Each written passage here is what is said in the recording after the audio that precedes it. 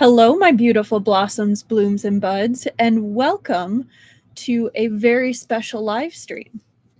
I'm Rosebud Reads, and this is our first Fanfic Reads, and I am so excited to be here with you for it. So I'm just gonna jump right into it.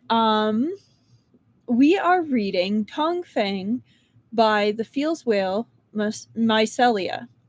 And I am very happy that they let me read this to you all because this is one of my absolute favorite scum villain self-saving system fanfics. This one is one of those where I will go back to it consistently time after time. And it's just such a good work. So I am so excited that I get to share it with you all. But that being said, let's just get into it. All right. Tongfang by the Feels Whale Miscellea. Shen Yuan is reincarnated as a cannon fodder character and eventual murder victim in one of the whodunnit arcs in Proud Immortal Demon Way. Things escalate quickly. Or that one where young Luo Binghe's career goal is bride. Shen Yuan shut his eyes as a young man waiting to die in a hospital and opened them again as a wrinkly infant covered in substances best left unimagined. Welcome to the system. The system is based on the concept you can, you up, no can, no BB. We hope to provide you with a rewarding experience. It is our sincere hope that during the course of your adventure, you can achieve your desire to transform a stupid novel into a high-end and impressive classic. We pray for your happiness. A mechanical and inflectionless voice announced over the general hubbub of the group of women handling him. Then it added somewhat more worryingly, error. Feels Whale Miscellea also said this was supposed to be a crack fic speedrun. 24K later. But yes, 24K of absolute amazingness. Chapter 1. Shen Yuan shut his eyes as a young man waiting to die in a hospital and opened them again as a wrinkly infant covered in substances best left unimagined. Welcome to the system. The system is based on the concept you can, you up, no can, no BB. We hope to provide you with a rewarding experience. It is our sincere hope that during the course of your adventure, you can achieve your desire to transform a stupid novel into a high-end and impressive classic. We pray for your happiness. A mechanical and inflectionless voice announced over the general hubbub of the group of women handling him. Then it added, somewhat more worryingly, error. They were all middle-aged, dressed in hanfu, although not the elaborate get-ups he'd gotten used to seeing in the wild these past few years as street fashion got more and more daring. These were plainer, almost workaday sorts of garments in muted colors and similar enough from women to women that he thought it might be a uniform. Error, the mechanical voice repeated itself. System activation unsuccessful. An unexpected interruption has occurred during the binding process. Host has been rerouted to the closest compatible and unoccupied role. Skill set package already uploaded. Attempting recall. Recall failed. As he was an infant, Shen Yuan couldn't do much of anything about what the system was muttering to itself. He could only note that all of that sounded like bad news for him. Binding role, Shen Yuan, oldest son of the main branch of the Shen clan and heir to Duke of the first rank Shen Kong. Weapon, none. Starting B points, feature disabled. That's my name, Shen Yuan thought to himself. Actually, the rest of it sounded kind of familiar too. He wasn't anyone's oldest son and did not come from a society that even had an aristocracy anymore. No, Shen Yuan, the only son and heir to the Duke of Celestial Happiness, was a character in the god-awful fucking web novel he'd finished slightly ahead of rage choking on a mantu. Specifically, he was the victim in the Murder in Xianli arc from somewhere around chapter 5,000? Shen Yuan had been briefly excited to see his name, correct characters and everything, showing up in the story until he found out that Shen Yuan died off-screen before Luo Binghe even got to town. Worse still, the entire arc was built on the foundation of a dog-shit retcon that was lazy even by the standards of the 10K a day Philistine airplane shooting towards the sky. Luo Binghe, after previously having a fairly solid backstory with most of his youth accounted for as being homeless, briefly happy and poor with an adoptive parent, homeless again, and then a beaten-down reject disciple on Qingjing Peak, suddenly developed a new bit of backstory where he'd been a servant for a brief period of time in his early teens in order to pay for his room and board on the mountain. Never mind that cultivators hardly used money. Never mind that Qingqiu was directly quoted as never having allowed Luo Binghe to descend the mountain from the time he was admitted into the sect to the day they departed for the Immortal Alliance Conference. Never mind the same Shen Qingqiu's pride would never permit one of his disciples, even Luo Binghe, to be seen drudging for a commoner's household. Did Airplane care about that? No, they did not. So Luo Binghe returned to the Xianli region on an unrelated matter that got immediately dropped when he discovered, to his horror, that the young master of the family that he'd briefly served under had been found dead. No exposition was given about why Luo Binghe cared or felt like he needed to get involved, since his usual attitude towards non-cultivator aristocracy was lukewarm at best. But the rest of the arc, after that rough start, turned into a fairly decent mystery where the question often felt more like, who didn't kill the young master? Shen Yuan had died of a blow to the head, but his autopsy revealed that someone had poisoned him before that besides getting stabbed at some point. He was also suffering from pneumonia after he got pushed into a pond. The main branch of the Shen family were all decent people, but Duke Xianli had only one wife who died in childbirth and no concubines, so his household was tiny and became suppressed by the families of his two younger brothers. Shen Yuan grew up safe in the long shadow cast by his father and grandmother, but the knives came out once his father died and his grandmother started to suffer from dementia. Luo Binghe eventually revealed that everyone in the Shen family, except for the grandmother and one of his female cousins, had taken a shot at Shen Yuan at one point or another. Being the region's overlord, he had them all executed, and the children who were too young to have been involved were adopted out to other families. The cousin vanished into Luo Binghe's harem, and the old woman was resettled into her courtyard at Huanhua Palace. No way, Shen Yuan thought in total dread. Correct. Host is occupying the role of Shen Yuan, eventual murder victim in chapter 5213 of Proud Immortal Demon Way. Original role, Shen Qingqiu, was unexpectedly unavailable. Alright. Maybe being a murder victim wasn't so bad. Apparently, his alternative was getting turned into a human stick. So who in their right mind had classified him as a potential villain? Shen Yuan couldn't even squash bugs without psyching himself up first.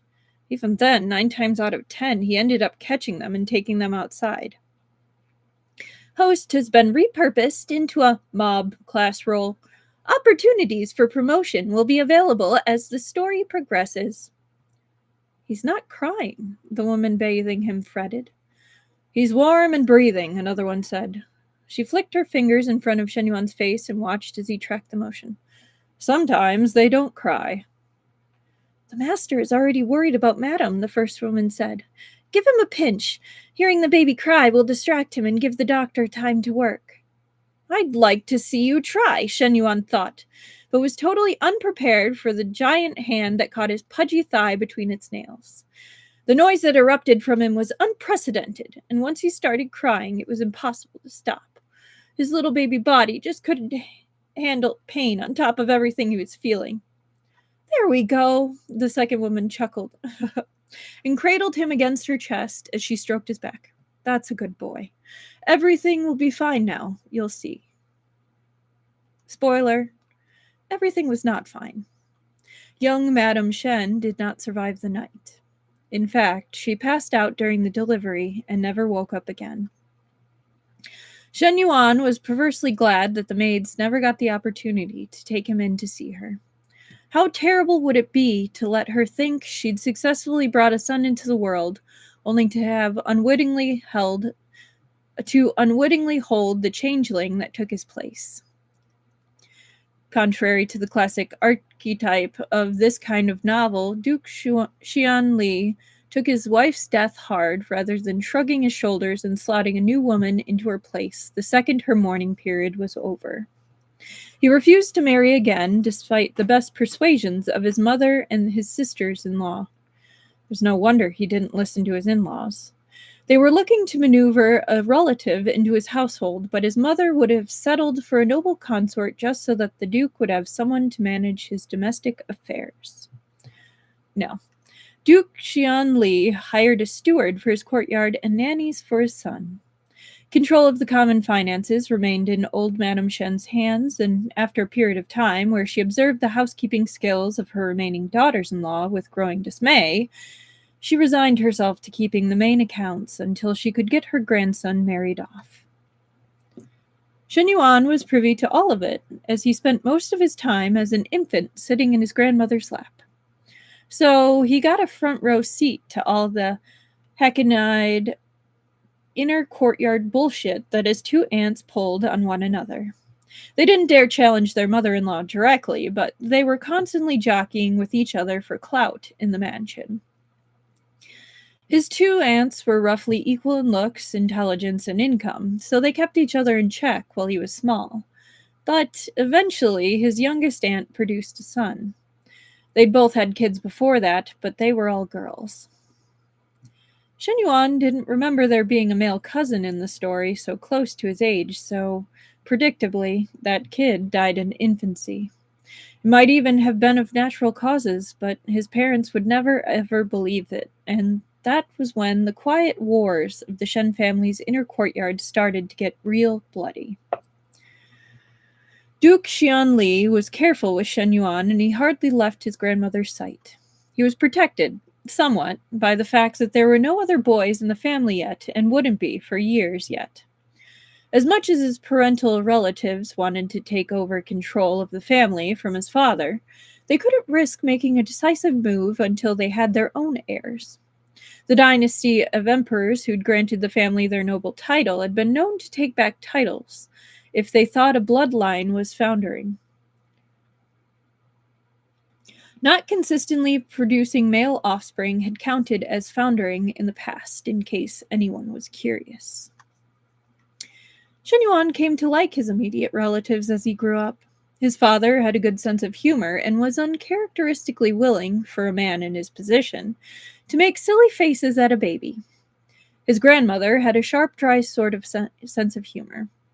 Very little escaped her notice in the household, and he learned most of what he needed to know about the practicalities of living in this world from her incisive commentary, even if she didn't realize just how well he'd been following along. Was he resigned to his future as eventual cannon fodder? No. Shen Yuan fully planned on surviving this bullshit novel. The system, which had vanished after his first few minutes of life, had promised him a chance at promotion. It was probably going to involve outmaneuvering the sociopaths he lived with in his house, which sucked because he didn't read a lot of counterattack type novels. Usually what happened in those was that the protagonist ran out of enemies from their first life and started losing the armor of righteousness that excused the shady-ass stuff they got up to in the name of saving themselves during their second try at life. When that happened, Shen Yuan had to put the book down and go read something lighter for a while. Say what you would about Proud Immortal Demon Way, Luo Binghe only ever punched up. Anyway, it wasn't the worst way to live out 23 guaranteed extra years of life. He adjusted to being in a fantasy version of the past. He got used to the primitive sanitary facilities and incense being more or less a way of life. He learned the intricate rules of behavior and how to read traditional Chinese.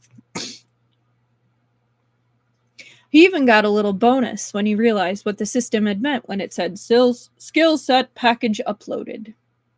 Shen Yuan could cultivate, which was great on multiple levels. For one, he got the full Xianxia transmigrator experience. For another, he was going to be a lot harder to kill when the time came. That's true. What he could not get used to, however, was how involved his relatives were in his sex life. When Shen Yuan turned 16, his grandmother sent an older woman into his courtyard. She wasn't a permanent placement. No, she was there for a few very educational weeks at the invitation of his grandmother. He'd kind of known it was coming, and he had lived in this world long enough to understand the anxiety surrounding young men from good families who didn't know how to self-govern. It was kind of letting a kid drink at home, so they never developed a fixation on it. As the oldest son, his marriage would be critically important to his family, and they couldn't risk him getting entangled with someone who wouldn't shore up the main branch's position in court. Shen Yuan hadn't actually died a virgin, so he wasn't worried about himself. Even so, he still learned some things. Specifically, he learned some things about his orientation when the maid visited his grandmother about halfway through the first week, and later reappeared with another male courtesan. It was educational, and maybe explained a few things about why he'd been unable to keep a girlfriend in his first life. That was when he learned some things about Proud Immortal Demon Way that he hadn't expected to. His homosexuality was a non-issue for his family. Well, it was a minor issue. Specifically, the issue was his eventual kids. Period-accurate homophobia was out, but Xiao, filial piety, was definitely still in. His grandmother and father made it very clear that his duty was to produce children, but in the same breath, they promised that if he was willing to fulfill his filial responsibilities, then they would work hard to find him someone who would be agreeable to his circumstances. Maybe it came as a relief to them both that Shen Yuan wasn't likely to repeat his father's fate. Maybe they thought that he'd do a better job of filling a nursery if they took romance out of the equation. What agreeable meant in this context was anyone's guess. Did they mean they'd find him a nice lesbian who wanted kids? A straight woman who was fine with treating her marriage like a job? He wasn't looking forward to finding out, and in all honesty, his only requirement was someone who could survive his aunts. Mostly, he left that conversation trying his damnedest to forget the words, "Popo will look for a nice boy to send you in the meantime," ever left his grandmother's lips. In any event, he had bigger concerns because that was the year when Luo Binghe finally arrived in Shen Mansion. Shen Yuan almost didn't recognize the protagonist when he arrived in a batch of other kids under the eye of a servant broker. They were a classification of servant unique to Proud Immortal Demon Way. Seasonal help. They were all apprentices who'd eventually become skilled laborers, but in the meantime, they didn't have family to pay their fees, so they spent part of the year, the slower parts of winter specifically, when they weren't bringing in much money and cost the most to keep, as domestic servants. Two of his servants were going to get married that year, so even though they wouldn't be leaving his service, they would no longer be working in the mansion overnight. He'd mostly managed to delete his grandmother's promise from his memory until the moment she pointed at a fluffy head towards the back and said, "Bring that one forward." "This one is 12 years of age," the broker informed them. "He is a very junior cultivator of little promise and is guaranteed to be available for a minimum of 5 years, after which he may be available for permanent hire, depending on his aptitude." There, the boy in question flinched. It was the first reaction he'd shown since the broker brought him into the yard. "Let me see your face," old Madame Shen directed. The boy had been keeping his gaze glued to the floor, but lifted his face to reveal a moon-pale complexion that Shen Yuan's aunts would have cheerfully killed for. He had wide black eyes like the midnight sky, a straight nose that was neither too large nor too small, and a clever mouth with a pouty lower lip. Shen Yuan looked upon that unnaturally pretty child and knew he'd just come face to face with the motherfucking protagonist. 12 is young, but having more time to learn the rules isn't bad, old Madame Shen mused to herself. Go to the side, youngster. Old Madame Shen picked out 2 more of the older boys for Shen Yuan's courtyard. They were also pretty enough that he had no illusions about what they were being sent to him for. It'd be years yet before he was old enough to marry, and it was poor form to take a concubine ahead of a wife, but bed servants were a different story. A Tongfang was the lowest rank of concubine possible, and was generally a servant who'd caught their employer's eyes, so it was pretty clear to Shen Yuan that his grandmother was setting him up with a selection. Shen Yuan had no intention of sleeping with any of the comely young men she was funneling into his household. He was too much of a modern person to ever consider sleeping with someone who he could call an employee. To say nothing of the fact that the oldest one of them was 14, but everything he'd read in this genre and everything he'd learned since reincarnation here told him that trying to get her to stop would probably end with him losing control of the situation. So he let her do what she liked. It wouldn't change the operations of his household in the end. The new servant spent a few days learning the rhythms of the mansion with the Momos in his grandmother's courtyard before being sent to formally introduce themselves to Shen Yuan. From the look on their pale little faces, they all knew their new master was a cutsleeve. Only Luo Binghe managed to keep his knees from knocking together, but even he failed to fully hide his apprehension. When his turn came along, he kept his eyes glued to the floor and introduced himself as Binghe, since the custom in Xianli was for servants to only use their small name while in domestic service. Shen Yuan accepted their bows, then let his steward haul them off to break it to them in private that no one was going to serve in the young master's bedroom except to clean it. The 2 older boys would become general manservants. Meanwhile, Luo Binghe went to the little kitchen responsible for every meal that Shen Yuan didn't take with the rest of the family. Originally, he'd planned to butter up the protagonist and at least give him an actual motivation to look into Shen Yuan's eventual murder. Unfortunately, that plan didn't survive his integration into the culture of Proud Immortal Demon Way. Before long, he realized that paying too much attention to one particular servant just caused a different kind of problem for said servant. So instead, he settled for giving the kid congenial work that he knew Luo Binghe would like in a place where he'd be warm and get first dibs on extra food. Shen Yuan could get away with a little preferential treatment because Binghe was currently the youngest, and he was kind of runty for a 12-year-old, but he now knew he was going to have to balance that with making sure everyone got regularly rewarded. Otherwise, Binghe was just going to wind up getting targeted again by the other boys who didn't get it as good. If nothing else, this engendered loyalty in his people and made it harder for the 2nd and 3rd houses to meddle in his affairs. They weren't trying to kill him yet, but his uncles didn't seem to like it if he got too comfortable or successful either. Since they couldn't suppress him overtly, they tended towards more covert methods. His correspondence went missing a lot if he didn't take care, and the reason he had his own kitchen was because he seemed to get sick an awful lot if his diet wasn't carefully managed. There were lots of ways to scuttle a young person's future if you were willing to be patient about it.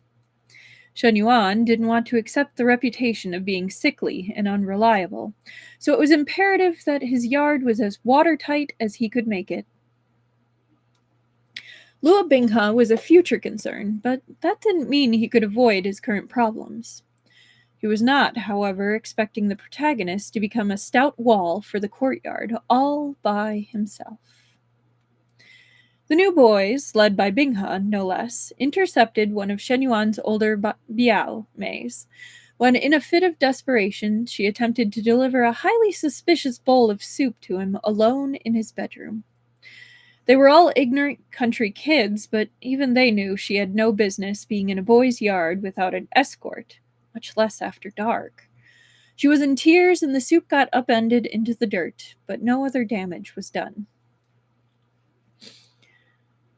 This particular cousin wasn't usually stupid, so Shen Yuan was forced to look into it.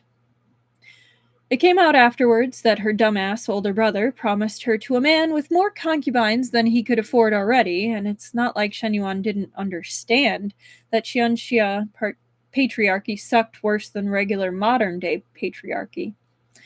So he made sure that no one found out about the incident, and then embarrassed her potential fiancé in public so badly that he had to renege on... Oh no, hang on. I accidentally pushed a button. Alright, I'm going to start that paragraph over, sorry. So he made sure that no one found out about the incident, and then embarrassed her potential fiancé in public so badly that he had to renege on the engagement or else risk slapping his own face again after Shen Yuan got done with it. The good news was that his youngest aunt arranged another marriage for her niece quick fast before the brother could stick his foot into it again. It was probably not the match his May had been dreaming of, but it was better than what she'd almost gotten stuck with. As a result, his relations with that branch of the family warmed up for a little while. It didn't last past the first time that uncle or aunt got dissatisfied with something, but it was a nice pause to the hostilities.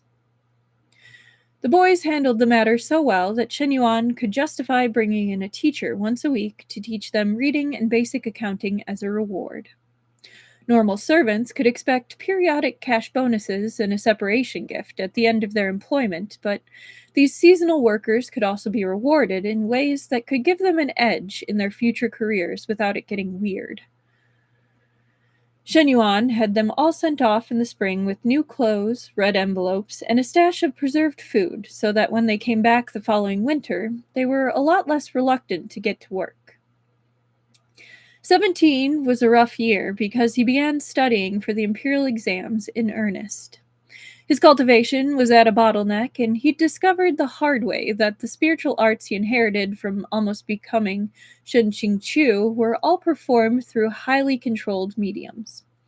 He didn't have a source for talisman-grade mulberry paper, and it wasn't like you could just buy a spiritual tool. The only thing he could do was to establish his foundation and shamelessly use rental swords as soon as he had the reserves to use one. It was better than nothing and did a lot to improve OG Shen Yuan's canonical delicate health. In fact, he was so deep into his books that the first time he realized the seasonal workers were back was when he looked up from his work to realize there was a steaming cup of tea at his elbow and Luo Binghe, all of 13 years old, was quietly refreshing his ink. Shen Yuan tested it, and the consistency was perfect. "Well done," he said without thinking about it too hard. "Wei Liaoshi would be proud of you." "Thanking Shizzy for your kind words." Binghe ducked his head.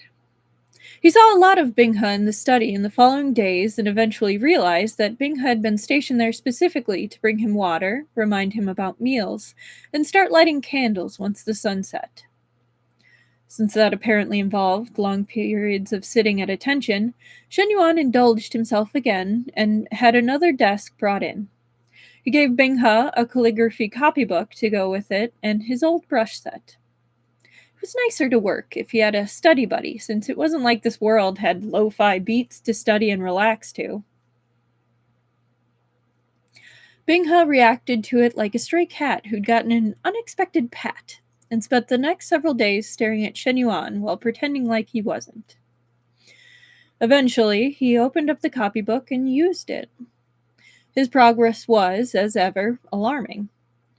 By the end of that winter, Binghe's handwriting looked like he'd started learning years ago. He knew more characters than anyone in Shen Yuan's household, save Shen Yuan himself. There was no big event that year for Shen Yuan to use as an excuse to spoil the younger boys, but he gave them each a book, carefully selected to be at their reading level, that he felt would be either relevant to their future careers or be something that they could easily turn into money. Binghe's book was the Classic of Changes, which Shen Yuan thought was the most relevant of the 5 classics and 4 books for his purposes. Maybe he imagined it, but he thought he saw Binghe's hands tremble as he received the divination manual. Was he upset? Did he not like it? Should he have gotten the classic of poetry instead? Afterwards, though, Binghe refused to let it go, even when the steward gently suggested that maybe he might want to pack it up in his bag before the broker came to collect them for the trip home. So in the notes, it says, how to catch a Luo Binghe. Show him basic decency one time.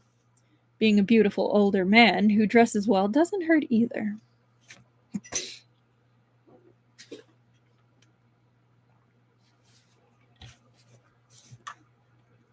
Chapter 2. Civil exams in Xianli had 3 rounds. Metropolitan,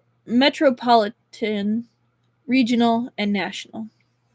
The further you got, the more employable you became. Shen Yuan didn't really need to attempt the exams, but his reputation would be better in life if his qualifications were good. Anyway, Xianli would eventually fall under Luo Binghe's rule, and he was less impressed by nepotism. The court system under him would be a lot different than it was now. Shen Yuan attempted the Metropolitan exam when he was 18 and took 2nd rank in the examination that year, which boded well for his performance in future exams.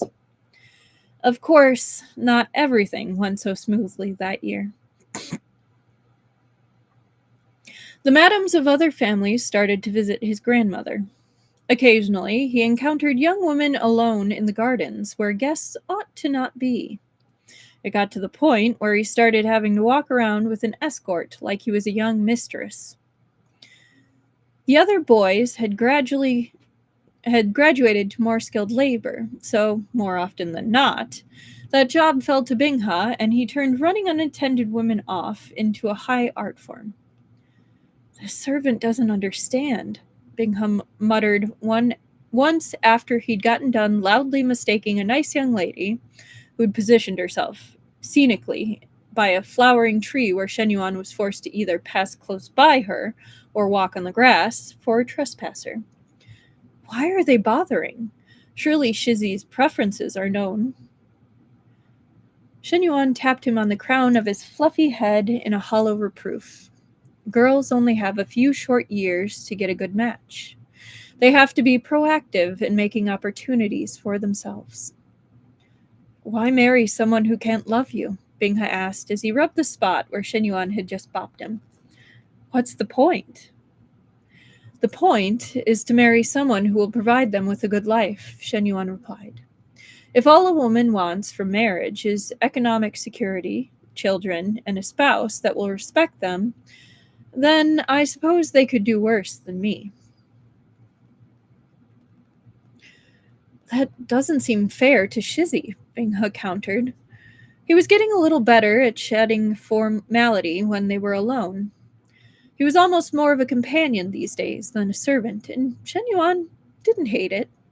His position made it hard to have friends, and he was often lonely. I have a duty to be filial, Shen Yuan sighed. He wasn't mad about the idea of kids, and didn't really want to explain that bisexual people exist, since they were in a universe based on a YY novel.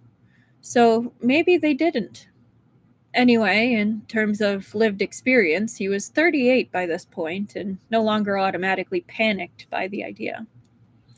Instead, he was starting to remember how cute his Mei was as a baby, and he really did like little kids. Having some of his own might be nice. My grandmother will pick someone in a similar situation to my own. Binghe should not be concerned. How is that fair to the women, then? Binghe asked. Shen Yuan coughed, startled. His ears felt hot. I am given to understand that she's looking for a pair of ladies who are already a couple, and then both would... He trailed off, embarrassed. There must be children, Binghe. Otherwise, one of my uncles could sue to take the title if something happened to my father. If that happens, then I think you can guess what life in the mansion would be like afterwards. I will find a person for myself. Don't worry." Both their faces were burning by the time he was done explaining, and they finished their walk in embarrassed silence.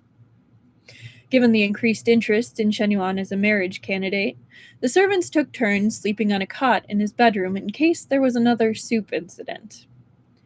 Fortunately, there was not, or if there was, then Shen Yuan never heard about it. But that meant that Binghe was asleep at the foot of Shen Yuan's bed the night someone broke in to rob him. He woke up that night to the sound of a quiet but intense fight going on in the other room. When he slipped out of bed, he found Binghe getting his ass handed to him by an older man dressed all in black. Binghe was all of 14 and in the middle of his punching bag era in terms of combat ability, but he was not short on determination.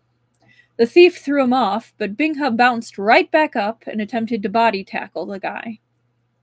Neither of them were watching Shen Yuan until he stepped behind the intruder and took him out with a knife-handed chop to the back of his neck. He was not sure whether they were on the scale of authenticity in terms of how likely that was to kill the guy, but they were definitely in the semi-lawless environment of Proud Immortal Demon Way, where killing the guy who broke into your house was only going to be a problem if it turned out he was someone important. The guy was still breathing when he checked, so that was good. Binghe, meanwhile, had slumped to the ground and was staring up at him with the slightly dazed expression of someone who had possibly taken a blow to the head and was only just starting to feel it. Watery blue moonlight flooded the room from the open windows and made the trickle of blood running down Binghe's face from his poor, bruising nose look black. Ouch. Shen Yuan groped in his sleeve for a kerchief and knelt down to gently wipe the poor kid's face. Careful, careful. Don't sniff. Your nose is bleeding. Take this and... Shen Yuan trailed off as Binghe, the resident veteran of taking a beating, bundled the kerchief under his nose and pinched his nostril shut. Yes, just like that. The intruder was only shallowly unconscious when Shen Yuan checked his pulse, so he went to his stash of scrap paper, imbibed a few sheets of it with his chi, and sent them flying with a flick of his wrist to wrap themselves around the thief's wrists and ankles in a set of impromptu shackles that would have to do until someone could tie him up properly. Shen Yuan's stewards and other servants came running when he sounded the alarm. Binghe got the credit for subduing the thief since it wasn't known that Shen Yuan was a cultivator himself. Binghe tried to correct the first person who praised him, but Shen Yuan caught his eye and held a finger up to his lips. Shh.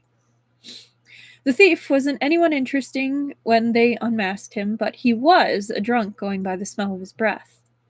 The steward tied him up and tossed him in the woodshed for the authorities to retrieve in the morning. Binghe hit his knees the minute they were alone, and the house was once again quiet. "Shizzy, please teach me." Bright crystalline tears stood out at the corners of his eyes, and the effect was only slightly ruined by the 2 wads of cotton he had stuffed in each nostril to combat the nosebleed.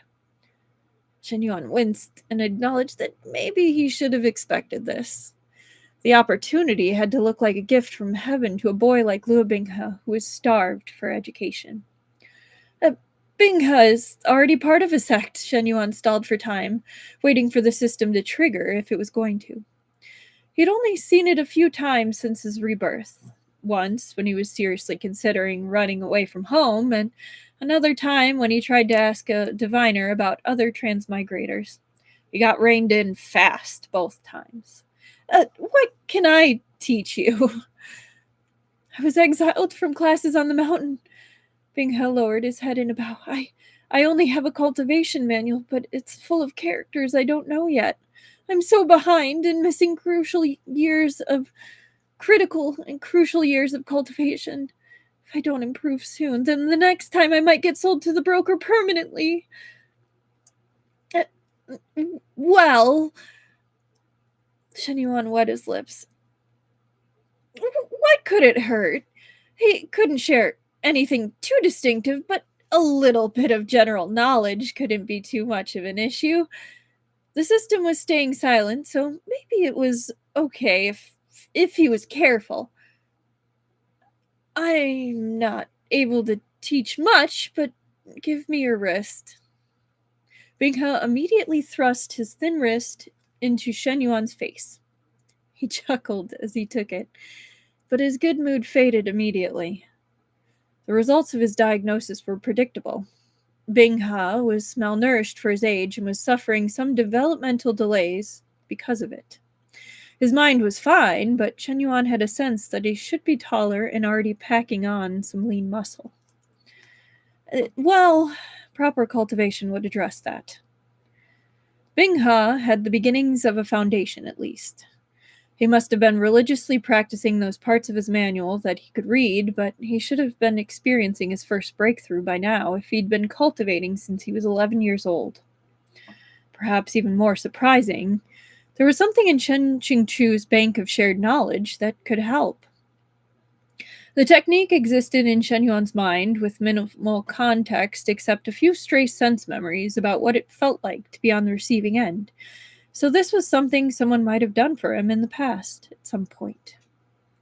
How typical of the villain, to have the ability to help his struggling student and not use it. Shen Yuan set his feelings to the side and sat down in front of Binghe. Give me your hands. It's easier to show you than it is to describe. It was hard to tell if trust, or a lack of a better option, was behind the speed at which Binghe complied with that request. Shen Yuan laid his palms over the smaller, rougher hands that had been offered to him. I'll circulate my qi through where we're touching, he explained. You'll be able to feel it moving through your meridians. I want you to memorize that feeling and try to recreate it while you cultivate. At your stage, you are building your foundation and making your spiritual veins strong. It took them a few tries to establish a good connection, but as soon as Binghe had relaxed into it with his mouth open in quiet "oh" of wonder.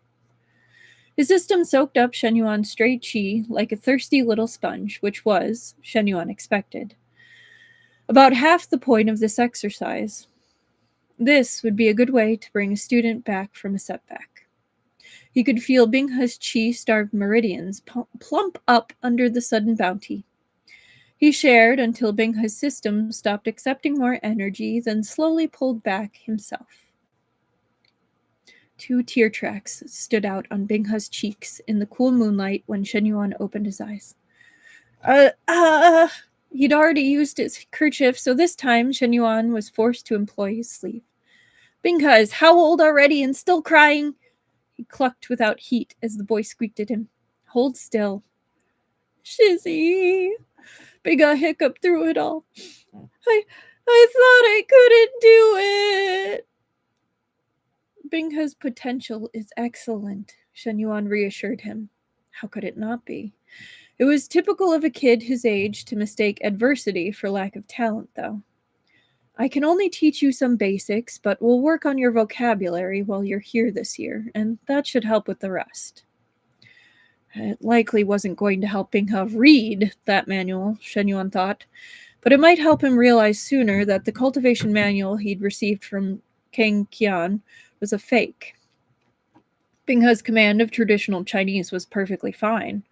He was fully literate by anyone's standards, and the manuals should have been written with a young person's reading ability in mind.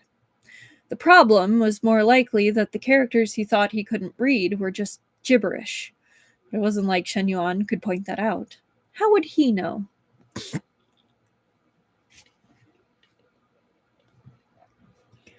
Now it's time for sleep. Shen Yuan pointed at Binghe's cot. You're excused from work tomorrow. Spend that time in meditation and your nose will feel better. The rest of the winter passed in pleasant fashion. His uncles and aunts were uncharacteristically quiet. Usually, winter would be a bad time because the differences between the branch families and the main family became more apparent. Duke Xianli regularly got gifts of rare meats and out-of-season fruit from the palace. No one went hungry in the mansion, but it was easy to get bored and start feeling confined. Add envy to all that was a recipe for mayhem. To make matters worse, both his aunts produced male children that year. His older aunt had twin boys, while his younger aunt had just the one, but she was already pregnant again. The ages were just about right, so he knew these kids would survive and become the root of all of his future problems. Having now produced sons at long last would only embolden the second and third houses. So he'd been expecting a harder winter than usual and kept his guard high, but nothing happened. The only confusing thing that happened was one time he came into his room once to find all the bedding tossed onto the floor. Binghe appeared at his elbow, already apologizing as he remade the bed. "You don't need to apologize," Shen Yuan told him, although he was a bit sad because he'd had someone put a heating pan in there a bit earlier to warm it up. That was the bad thing about living in a Xianxia. Oh, I think it was supposed to be a Xianxia fantasy. The houses were floor heated, but the stoves didn't always get started in time if there was an unexpected cold snap. What happened? "There was just a bug, Shizzy," Binghe replied. "Don't worry, I took it outside." Good, good," Shen Yuan sighed in relief. "It's late in the year for it to be out. I'm surprised it's still alive." "It sure was persistent," Binghe agreed before trotting off to borrow a hot brick from the kitchen. There was a king in there that the cook and her husband slept on. They kept bricks baking on it during the day for the staff to use to warm their hands and feet. They didn't mind sharing them for warming beds in a pinch. They got a lot done once the snow arrived. Shen Yuan got Binghe's cultivation back on track and taught him a few universal skills such as pulse reading, basic divination, and a few developmentally appropriate talisman designs. He even worked in some basic sword forms that he excused as necessary exercise. Improving his cultivation had trebled Binghe's physical activity, and now it was hard to keep up with him, although Shen Yuan hardly needed to try. Binghe never seemed to go far. I bet he doesn't. Binghe's position as his daily companion seemed to have been cemented by the revelation that Binghe was an actual cultivator, not just a washout who'd never gotten started. The stewards didn't dare give him chores anymore. His job had become whatever he wanted it to be, and mostly he wanted to wait on Shen Yuan. The cot in Shen Yuan's rooms became Binghe's by default. It was nice, kind of like a permanent sleepover. It made the long cold season a bit brighter than it would have been otherwise. Spring, though, was bittersweet. Binghe's lower lip trembled as he accepted his red envelope, a copy of Classics of Poetry, and a roll of high-quality ribbon in Jing green that was big enough for him to give Ning Yinging a proper present when he got back to the peak, while still having enough left over for his own use. "I'll be back next year, Shizzy," he promised. "Make sure to let Steward Mo check your room before you go in. You can't walk outside by yourself either, even if you're bored.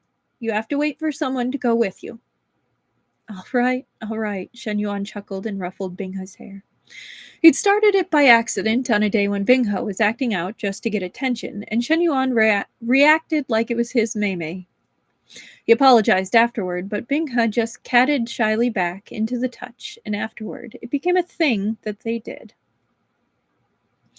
He probably didn't get a lot of physical comfort, Shen Yuan reasoned to himself, so this was fine. "I survived just fine before Binghe," he said.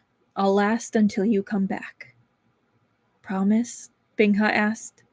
His eyes shimmered with the precursor of his brand of waterworks. "You promise you'll be careful?" Binghe had a protagonist's nose for danger, and the servants had to talk about that kind of thing to make sure they didn't end up as collateral damage. There's no way he could miss the rising tension in the mansion.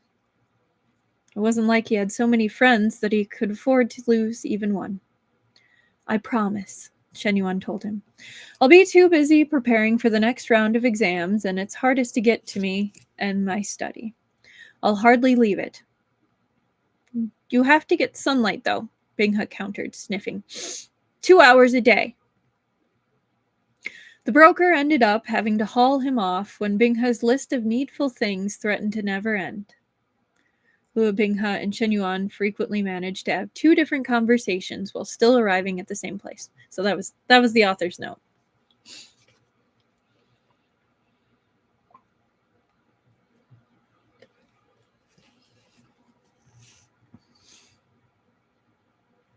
Shen Yuan.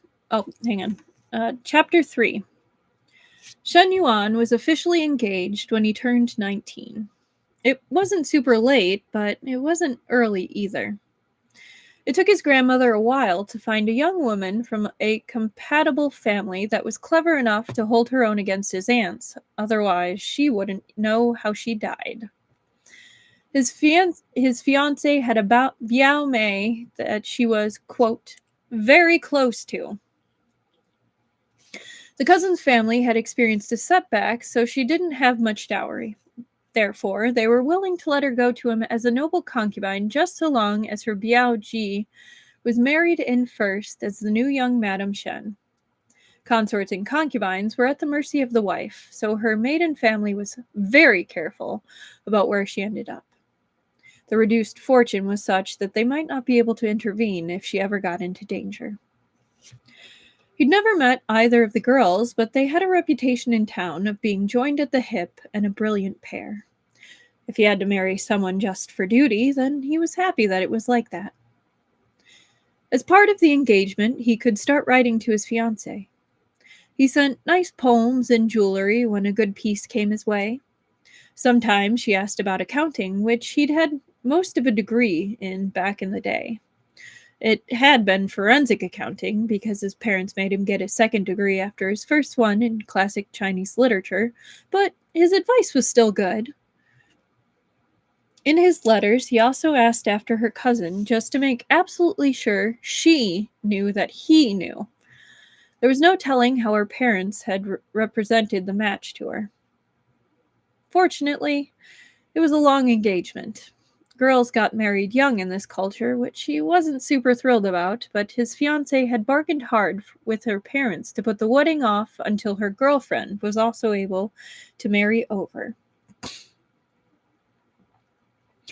From the tone of her letters, he was pretty sure she didn't trust her stepmother not to suddenly sabotage her Biao Mei's match once she was safely married just to separate them.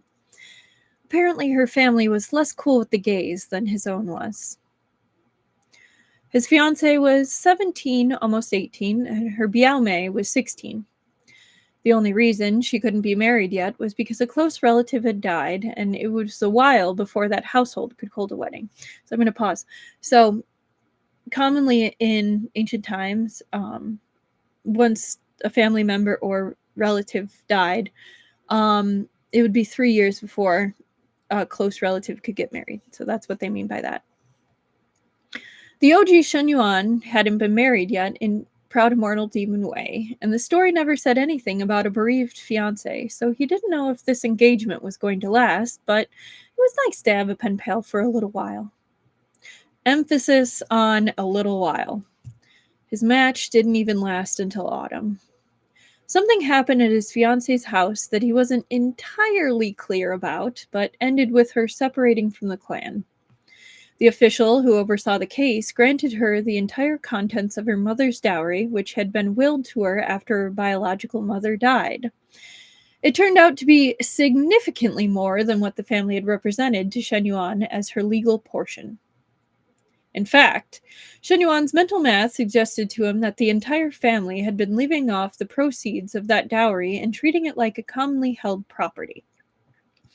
When he asked around, it turned out the family had some major setbacks during the previous generation, but it never actually seemed to affect their standard of living.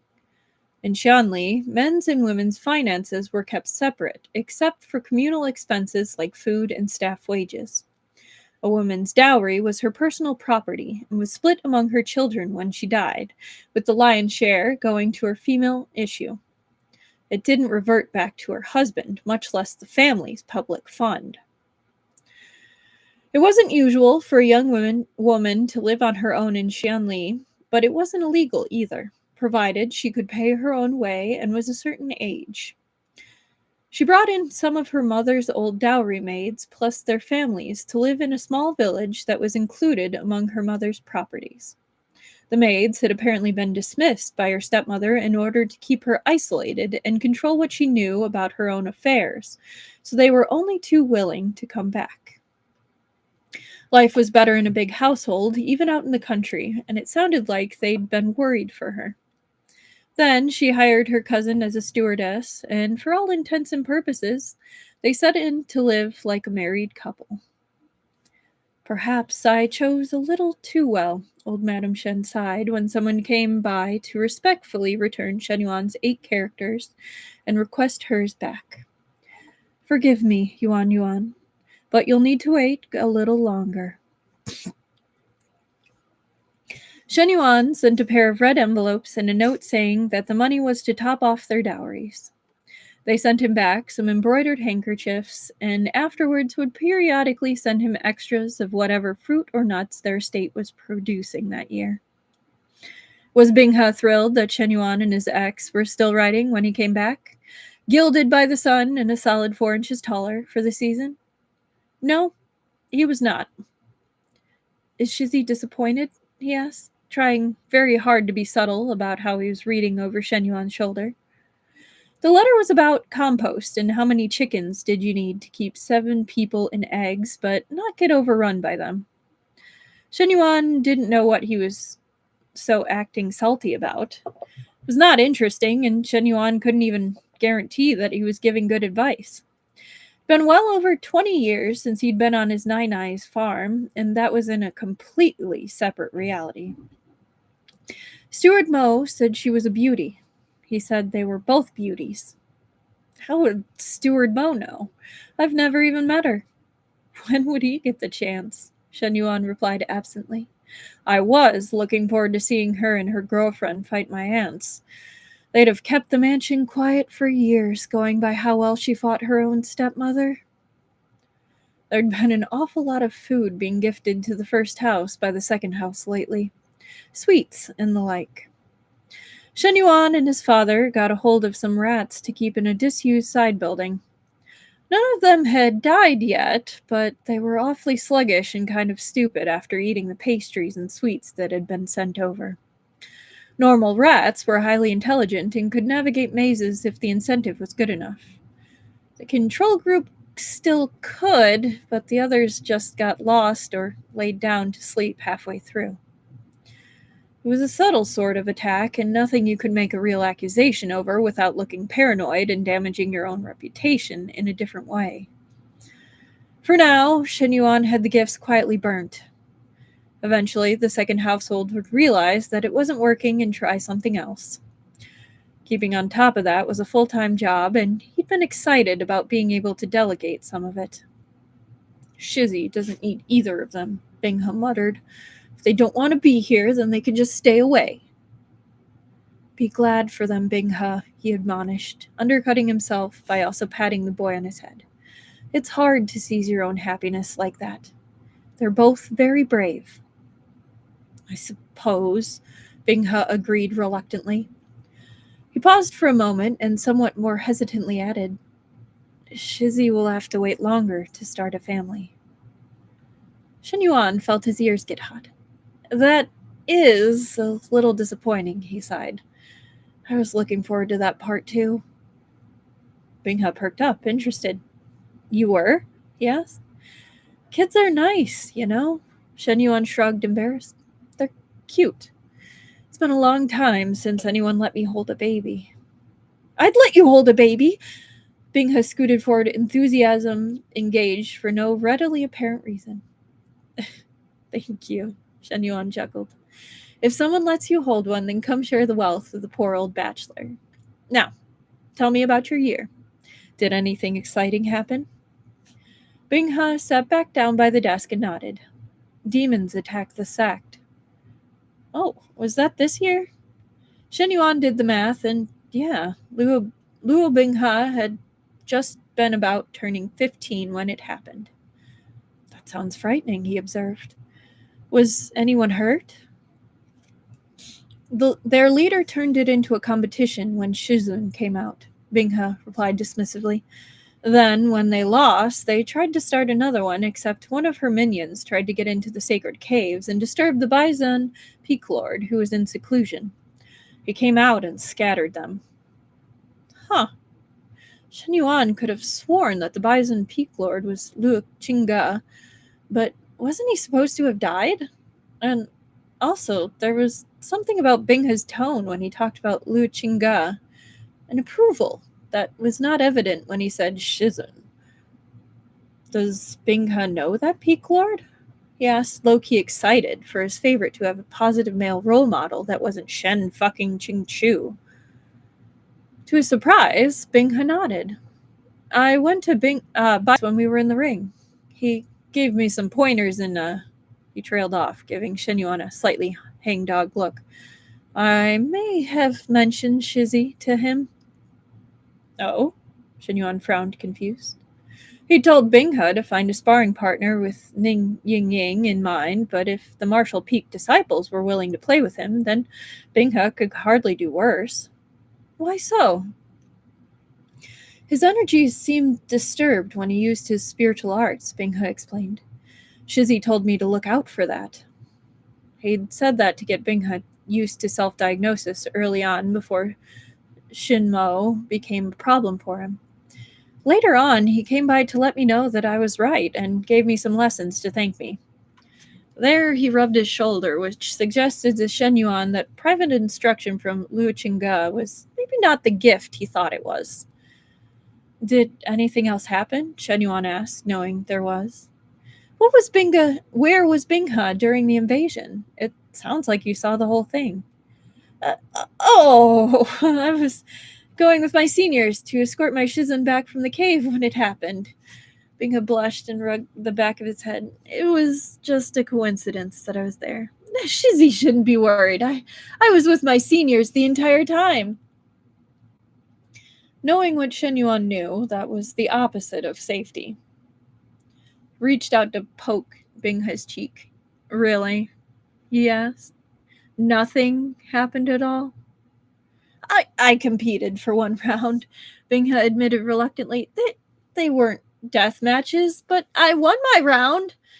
His gaze flicked down to Shen Yuan's arm, and he pushed the sleeve down faster than Shen Yuan could think to pull away, revealing a nasty half-healed slice on his arm. Is there anything exciting that Shizzy would like to recount for this servant?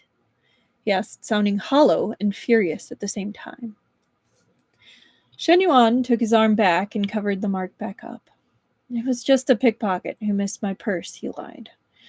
That's what the city police called the incident, and he was fine with sticking to that story, even if the cut purse was awfully large and well-fed, with quality shoes and an expensive knife. On an unrelated note, his Tang Dais were all thriving and expected to grow into healthy young boys. Shen Yuan's relatives were confident that they would become fine young men. Shen Yuan changed the subject. Binghe will be pleased to know that I placed in top 10 for the regional civil exam, he said smoothly. As expected of Shizzy, Binghe glowed as he said it, though. He liked hearing that sort of thing. This servant has every confidence you should perform well. Flatterer. Shen Yuan ruffled his hair again and shooed him off so he could get back to his reading. That night, he closed his eyes in bed and opened them up again in a strange, misty town full of people with no faces. You have got to be kidding me, he muttered and went to go find Binghe. Dealing with the dream demon was a bit frustrating because convincing Binghe not to confront the phantasms of his past was like trying to get a bull not to charge. It was a bit shameful, but he did take the opportunity to closely examine the faces of the people in Binghe's memories. His adopted mother, the washerwoman, was a homely middle-aged lady turned prematurely old by her life. She still had soft brown eyes that made you relax just by looking into them. The other people were harder to identify immediately. His Shixians all looked more or less alike. Shen Qingchu, meanwhile, couldn't possibly be that tall or that beautiful, or always look like he had a stick shoved that far up his ass. It was the last one where Shen Yuan finally had to intercede. If he was a dream demon, he'd use that face to trick his victim into beating something critical. Instead, he hit Shen Yuan, and that was the last thing Shen Yuan knew for a while, until a frantic teenager shook him awake. What happened to Ning Ying Ying? Shen Yuan wondered once he'd gotten Binghe calmed down a little. He'd been hoping to get the boy to go back to bed, but no such luck. Instead, Binghe went to go make breakfast. He remembered Binghe talking about his Shiji plenty, so their relationship seemed fine. And maybe she was just too far away, or Shen Yuan was just closer when Meng Mo finally struck. It made sense if Binghe went for his closest trusted friend, but Shen Yuan still thought it was weird that they'd departed from the script. Actually, he was surprised he'd gotten Binghe back this year at all. Shouldn't beating a demon in public combat have forced Chen Qingchu to at least pay lip service to investing more in his disciple? How many years was Shen Qingchu going to make Binghe do this anyway? Shen Yuan would, of course, keep taking Binghe every time. It just seemed to him like maybe this was one too many times. Shizi? Binghe arrived then with a tray of fragrant kanji that knocked all thoughts of Shen Qingchu and the plot out of his mind. Actually, he was hungry now that food was on offer. Sometimes he forgot that he too was technically a teenager and had a bottomless pit where his stomach ought to be. Shen Yuan ate plenty well as the young master of the mansion, but even his dad's meals couldn't compare to the protagonist's legendary cooking abilities. Exquisite, Shen Yuan praised him and enjoyed the way the boy turned beet red. He didn't want to die, but it wasn't so bad to know that if he did, there would at least be one person in the world who'd mourn him as more than a failed investment. Shizzy likes it? Binghe's glow went bright enough to rival the lamps. Then I'll make you breakfast from now on. Just don't get under the kitchen auntie's feet. Shen Yuan wasn't about to tell him no, but bothering the kitchen women was a quick way to get yourself cut. Make your own breakfast too, and we'll eat together in the mornings. It would be a good way to make sure Binghe was getting regular meals of good quality. He was a growing boy, and every ounce of fat he could acquire between now and the Immortal Alliance conference could only help him in the long run. It occurred to Shen Yuan that they'd only have a few more years to prepare for that. An uneasy feeling curled up in his chest. Was there even anything he could do to help? He didn't know, but sunrise brought more pressing concerns when Shen Yuan looked up from his reading and realized it had been a few hours since he'd seen Binghe. That wasn't uncommon, but seemed odd after their interrupted night. Ah, Steward Mo hemmed and hawed about it when Shen Yuan called him in. The old lady ordered him to go over. What on? Shen Yuan didn't need to hear more. His grandmother was a relaxed person in general, but it was hard to tell where her bottom line was sometimes. They didn't often beat servants in the first house, but if anyone was likely to order it, then it was his grandmother. Fortunately, he encountered Binghe returning on his way over to his grandmother's yard. Binghe didn't look like he'd been beaten or yelled at. Actually, he was smiling like someone who'd just won the lottery. Happy, but also kind of confused about it. Shizzy! Binghe trotted over as soon as he spotted Shen Yuan on approach. Why are you out alone? Steward Mo told me that the old madam called you over, he replied. I wanted to know why she was interfering with my people. Binghe wilted slightly. It's the servant's fault. Please don't be angry with her. He tugged at Shen Yuan's sleeve in a way that absolutely did not melt his heart and make him forget what he was worried about. One of the kitchen aunties saw me making breakfast this morning, and Shizzy is aware of how high the old madam's standards are. The Momos let me cook for the old madam to reassure her that it was acceptable to serve. Oh?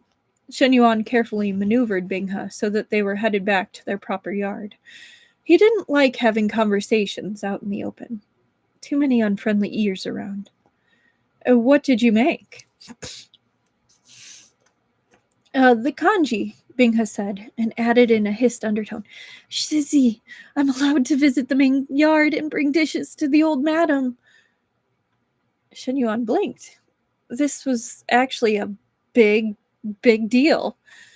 Normally, such a level of privilege was reserved for the daughters and daughters-in-law of the house. The fact that she allowed a servant, a male servant at that, to basically pay her respect was astounding. It was almost like she thought he was... Shizzy? Binghe pounded on Shen Yuan's back when he broke off into a fit of alarmed coughing. Shizzy! I'm fine. He wheezed. I'm fine. I just inhaled wrong. It's too cold out, Binghe decided aloud and pulled Shen Yuan back towards the study. Let's go back inside. Binghe probably had no idea what had just happened. All he knew was that an older woman had just invited him to treat her like family. But if he ever figured out that the old Madame Shen was treating him like her grandson's informal concubine, then Shen Yuan's face might never recover. The only thing saving the situation was that his family couldn't make any formal declarations that could potentially come back to bite them in the future. Binghe was under a very specific contract. He had to go back to Qingjing Peak in the spring. The third house, long quiet after Shen Yuan helped their kinswoman out of a right spot, finally made a move a few weeks later. Shen Yuan's household caught it before he did. Specifically, Binghe started a nice cone of incense one evening when they'd been snowed in for a while, and the air was starting to get a bit stale, only to dump it out in the snow after a few minutes. What's wrong? Shen Yuan asked, alarmed. It doesn't smell the same as yesterday, even though it's all supposed to be from the same batch, he grumbled. Started hauling out the chest where the stewards kept the more valuable goods.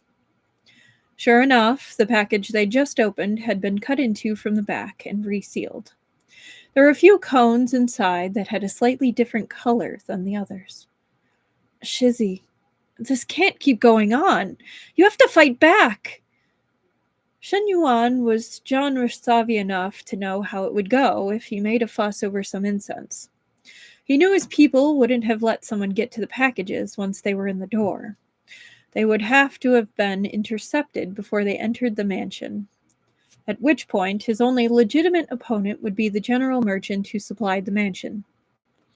Anyway, it would be impossible for him to prove that there was anything wrong with the incense and that the merchant hadn't just been trying to improve his profit margin by adding some cheaper goods in with the expensive. The merchant wouldn't need to cut into his own packaging, but never mind.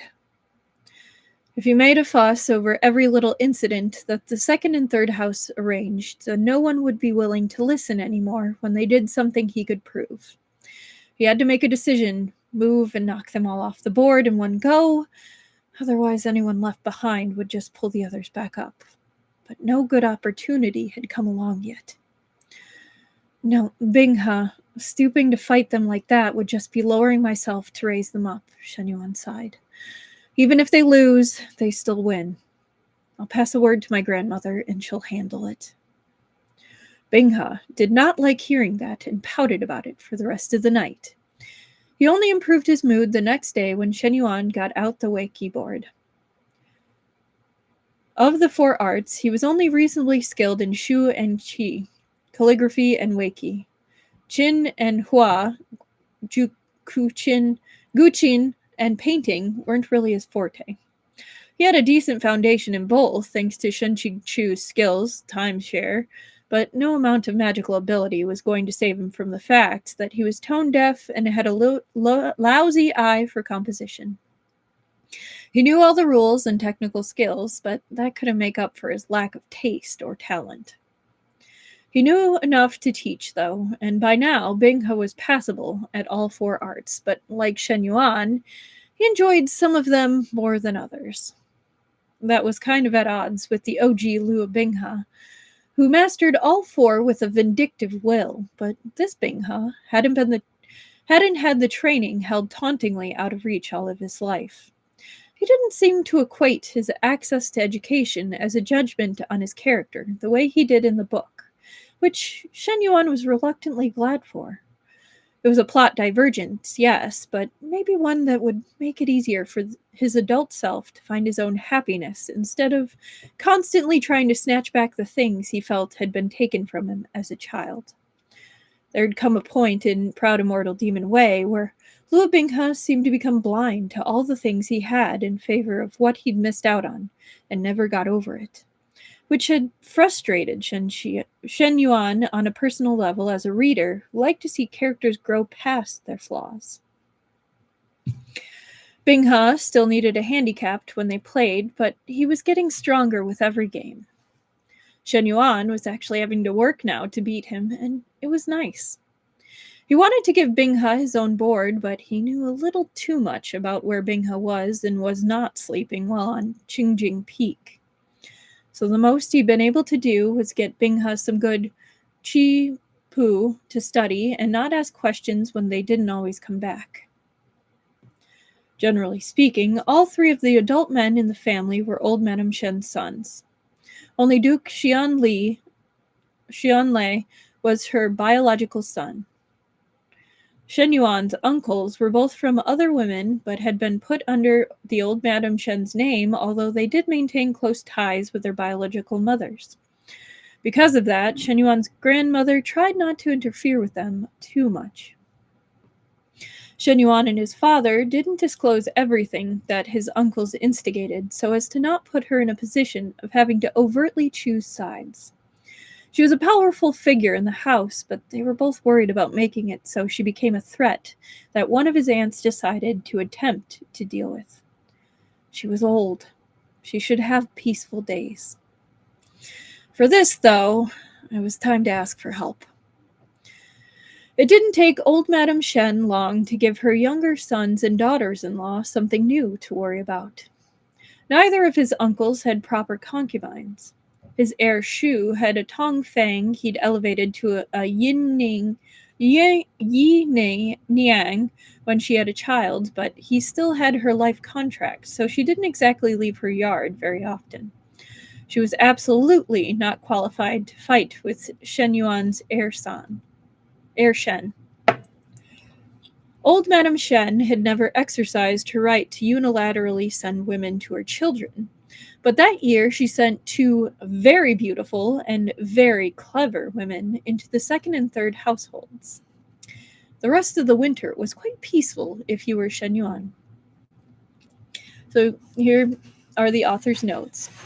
What Shen Yuan said: I can't fight with my relatives without confirming to them that they're a threat to me. What Luo Binghe heard: I need someone who can fight them for me. Luo Binghe: I can do that! I can do that so much! Just wait and see! Oh, Luo Binghe. Oh, Binghe. Sweet, sweet Binghe.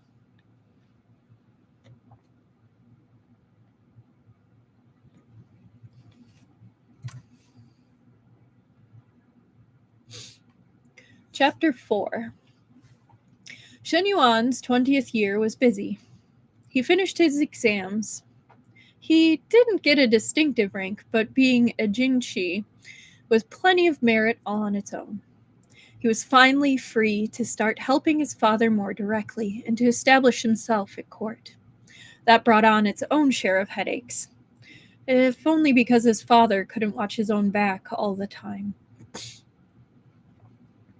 He objectively knew that the Duke would survive another couple of years, but he wasn't prepared for it to be so much work. Balancing that and his affairs at home was impossible, so when his grandmother found another girl with a good background and the kind of ability they needed, he agreed to the match without complaint. As before, they were allowed to write. He sent random little presents, as a good fiancé should. She sent back handiwork that subtly illustrated her qualifications as a wife. This young lady didn't have a girlfriend already, insofar as he knew, but Shen Yuan was prepared to help set her up with anyone she ended up making a connection to. It was the least he could do, since, despite being perfectly unobjectable, she really wasn't interested in her otherwise, not even as a friend. The reason for that, he learned later, was because he hadn't ever been corresponding with her in the first place. He thought it was weird that his grandmother had set him up with someone so devoid of personality and gumption that he actually brought one of the letters to her and asked if she was absolutely positive this was the girl she wanted to bring into the hornet's nest they called a mansion. She seemed nice from her letters, but also like his aunts would swallow her up whole without leaving even her bones behind to bury. Old Madame Shen read through the letters with a darkening face and told him that she'd look into it. Through the whisper network of old women in domestic service, an answer finally arrived. Shen Yuan's fiancée was currently locked up in her family shrine for crimes not very well defined. No one was permitted in or out. She was definitely not writing to anyone, but letters had been coming out of her shoe sister's yard with some frequency, even though that young miss was not known to read more than she absolutely had to, in order to keep accounts or manage a future household. Oddly, she too was under confinement, just in her own comfortable courtyard. I was given to understand that it was larger and nicer than her Dai sisters, Momo Chuan told the family with some reluctance. The young lady's mother died some years ago, and her father has yet to remarry, so the household is managed by his noble consort. Well, perhaps that was why the consort had agreed to a match with him, a notorious cut-sleeve. Still, why was her sister pretending to be her? They could pass that kind of deceit off to a successfully educated maid if they were worried about him noticing something off about their tone. When the mother dies, fathers become stepfathers, old Madame Shen sighed as she rubbed her temples. What else? Momo Chuan squirmed. Earlier this year, the second young lady was rumored to be in the middle of a secret romance with a distant cousin of hers, who came to the city to sit his exams. He was driven out of the mansion a few weeks ago, and the second young miss has been confined to her yard ever since. This servant only recalls that the auspicious marriage dates offered by the astrologer were either immediate or all next year. The astrologer who had been hired by the bride's family. Right. They're planning to switch brides on him. Once the wrong girl was carried in through the front door, the Shen family's options for sending her back out were again limited. Especially if the bride was pregnant. If she wasn't showing when the wedding happened, then there'd be no way to prove the baby wasn't his. Old Madame Shen tisked hard. So they plan on fostering a used shoe off of my Shen family. Good. She slapped the armrest of her chair. Good! The thing was, Shen Yuan probably would have taken her in if he thought for a minute she could either survive or resist being turned into his aunt's creature. The whole point of this was to bring in children. He'd have to make sure that the child had a good wet nurse and limited contact with its maternal relatives, but it was doable. From their correspondence, though, Shen Yuan was willing to guess that his fiancée's sister hadn't had an independent thought in her entire life. Her mother sounded like an overbearing witch, so he wasn't surprised that any spine she might have had got beaten out early on. But Shen Yuan couldn't be that kind of father figure spouse someone like that might need. Moreover, he didn't want to be. He needed a partner, not a doormat. In the end, it wasn't up to him. Old Madame Shen wouldn't have let that girl in the door, no matter what he said after she found out about the pregnancy. Cut sleeve though he might be, she wasn't about to have her family raise up another man's child. He had no idea if his grandmother was behind the rumors that immediately sprung up all over the city like a wildfire, or if Momo Chuan had just been one of the first people to catch wind of the truth. But within a few months, his real fiancé's maternal uncles and cousins broke into the mansion and found her exactly where the rumors said she'd be, pale and thin in the family shrine with the doors locked from the outside. Old Madam Shen had, of course, decided on the auspicious date that was furthest out, so when someone dragged his fiancée's shoe sister, visibly pregnant by then, out into the street for the entire neighborhood to witness, there was nothing stopping them from just returning the girl's 8 characters and cutting themselves free of the connection. He was braced for it to be rough on the pregnant girl, but his newest ex surprised him by standing up for her in front of a mob of her neighbors. The only person to blame for her condition, she was quoted to having said, was the older boy who seduced her, then refused to do right by her when he performed better in the exams than he'd expected, and suddenly thought he had better options. That incident got the attention of an imperial censor who ended up impeaching their father. He was fined several years of income and confined, thus he was in no position to stop his die daughter when she took her sibling and both their dowries away to live with their maternal relatives. Good on them. No word yet on what happened to the boy who started all this mess, but given the fact that he was a Jinshi and an imperial censor was already involved, it didn't seem like he was going to get far. Binghe, now 16, found out about the story within an hour of his return, and boy, he was pissed.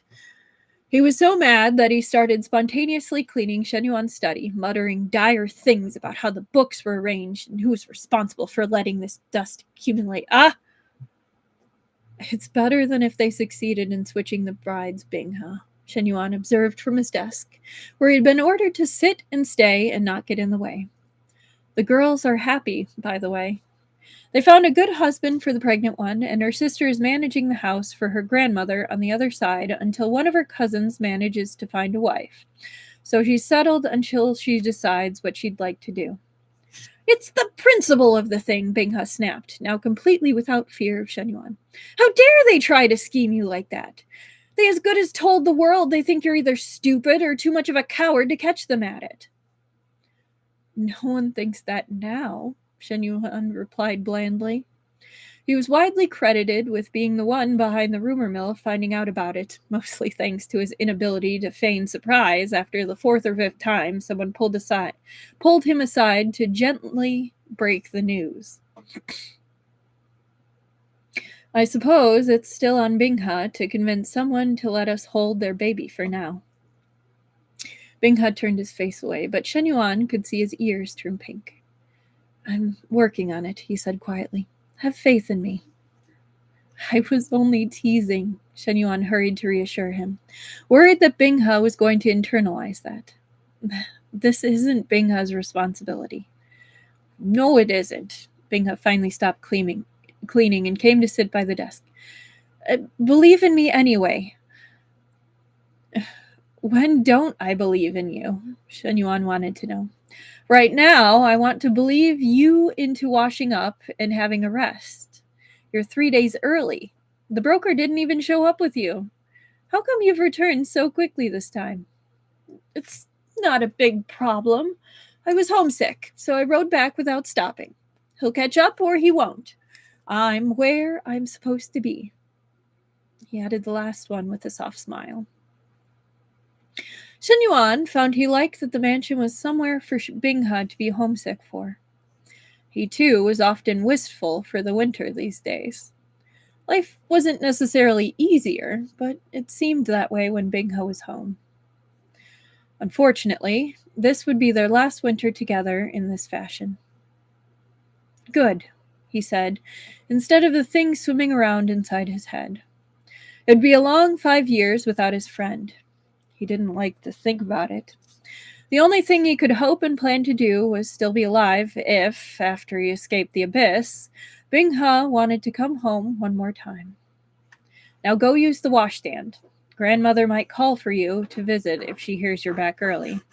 If you show up with road dust on you, then she'll lecture you all night. Momo Xuan and Momo Fang told me not to go over until the morning, Binghe said, while also heading obediently over to the wash basin behind the screen. They said the old madam is getting confused sometimes at night. Right. The sundowning was new to Binghe. Shen Yuan had had a few months to deal with it himself. 56 seemed very young to him for his grandmother to be dealing with dementia, and so he'd started paying more attention to his grandmother's yard. It took some doing, but he found out that the medical hall that filled her regular prescriptions had changed hands, and the new owners weren't like the old ones. Again, he couldn't find proof that someone in the second or third household paid them to alter the contents of her medicines, although not for lack of effort.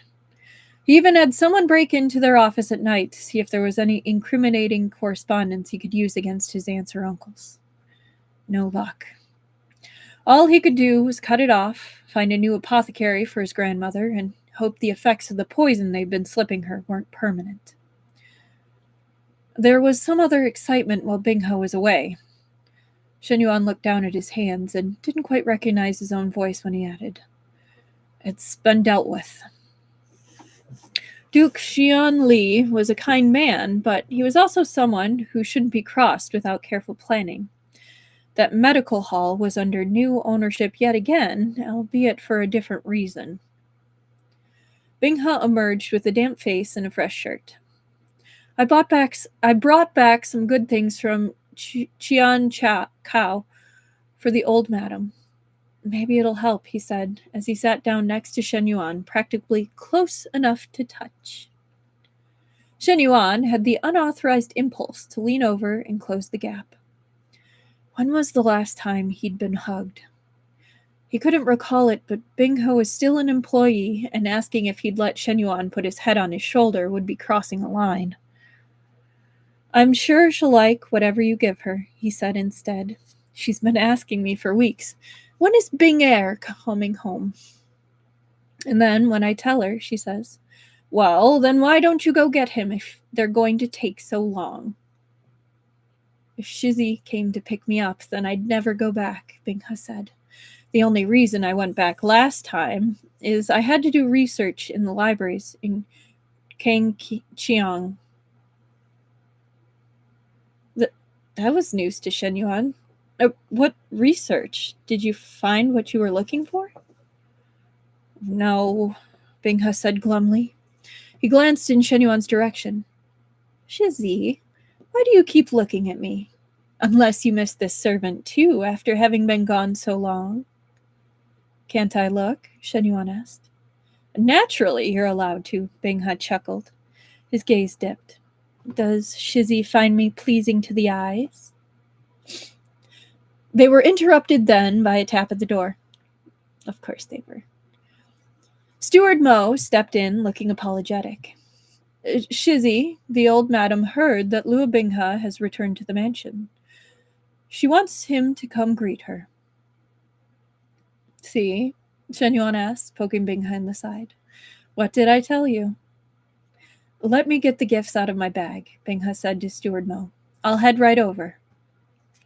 Shen Yuan's grandmother fussed over Binghe like he'd been gone for years instead of months, and Binghe soaked it up like thirsty soil.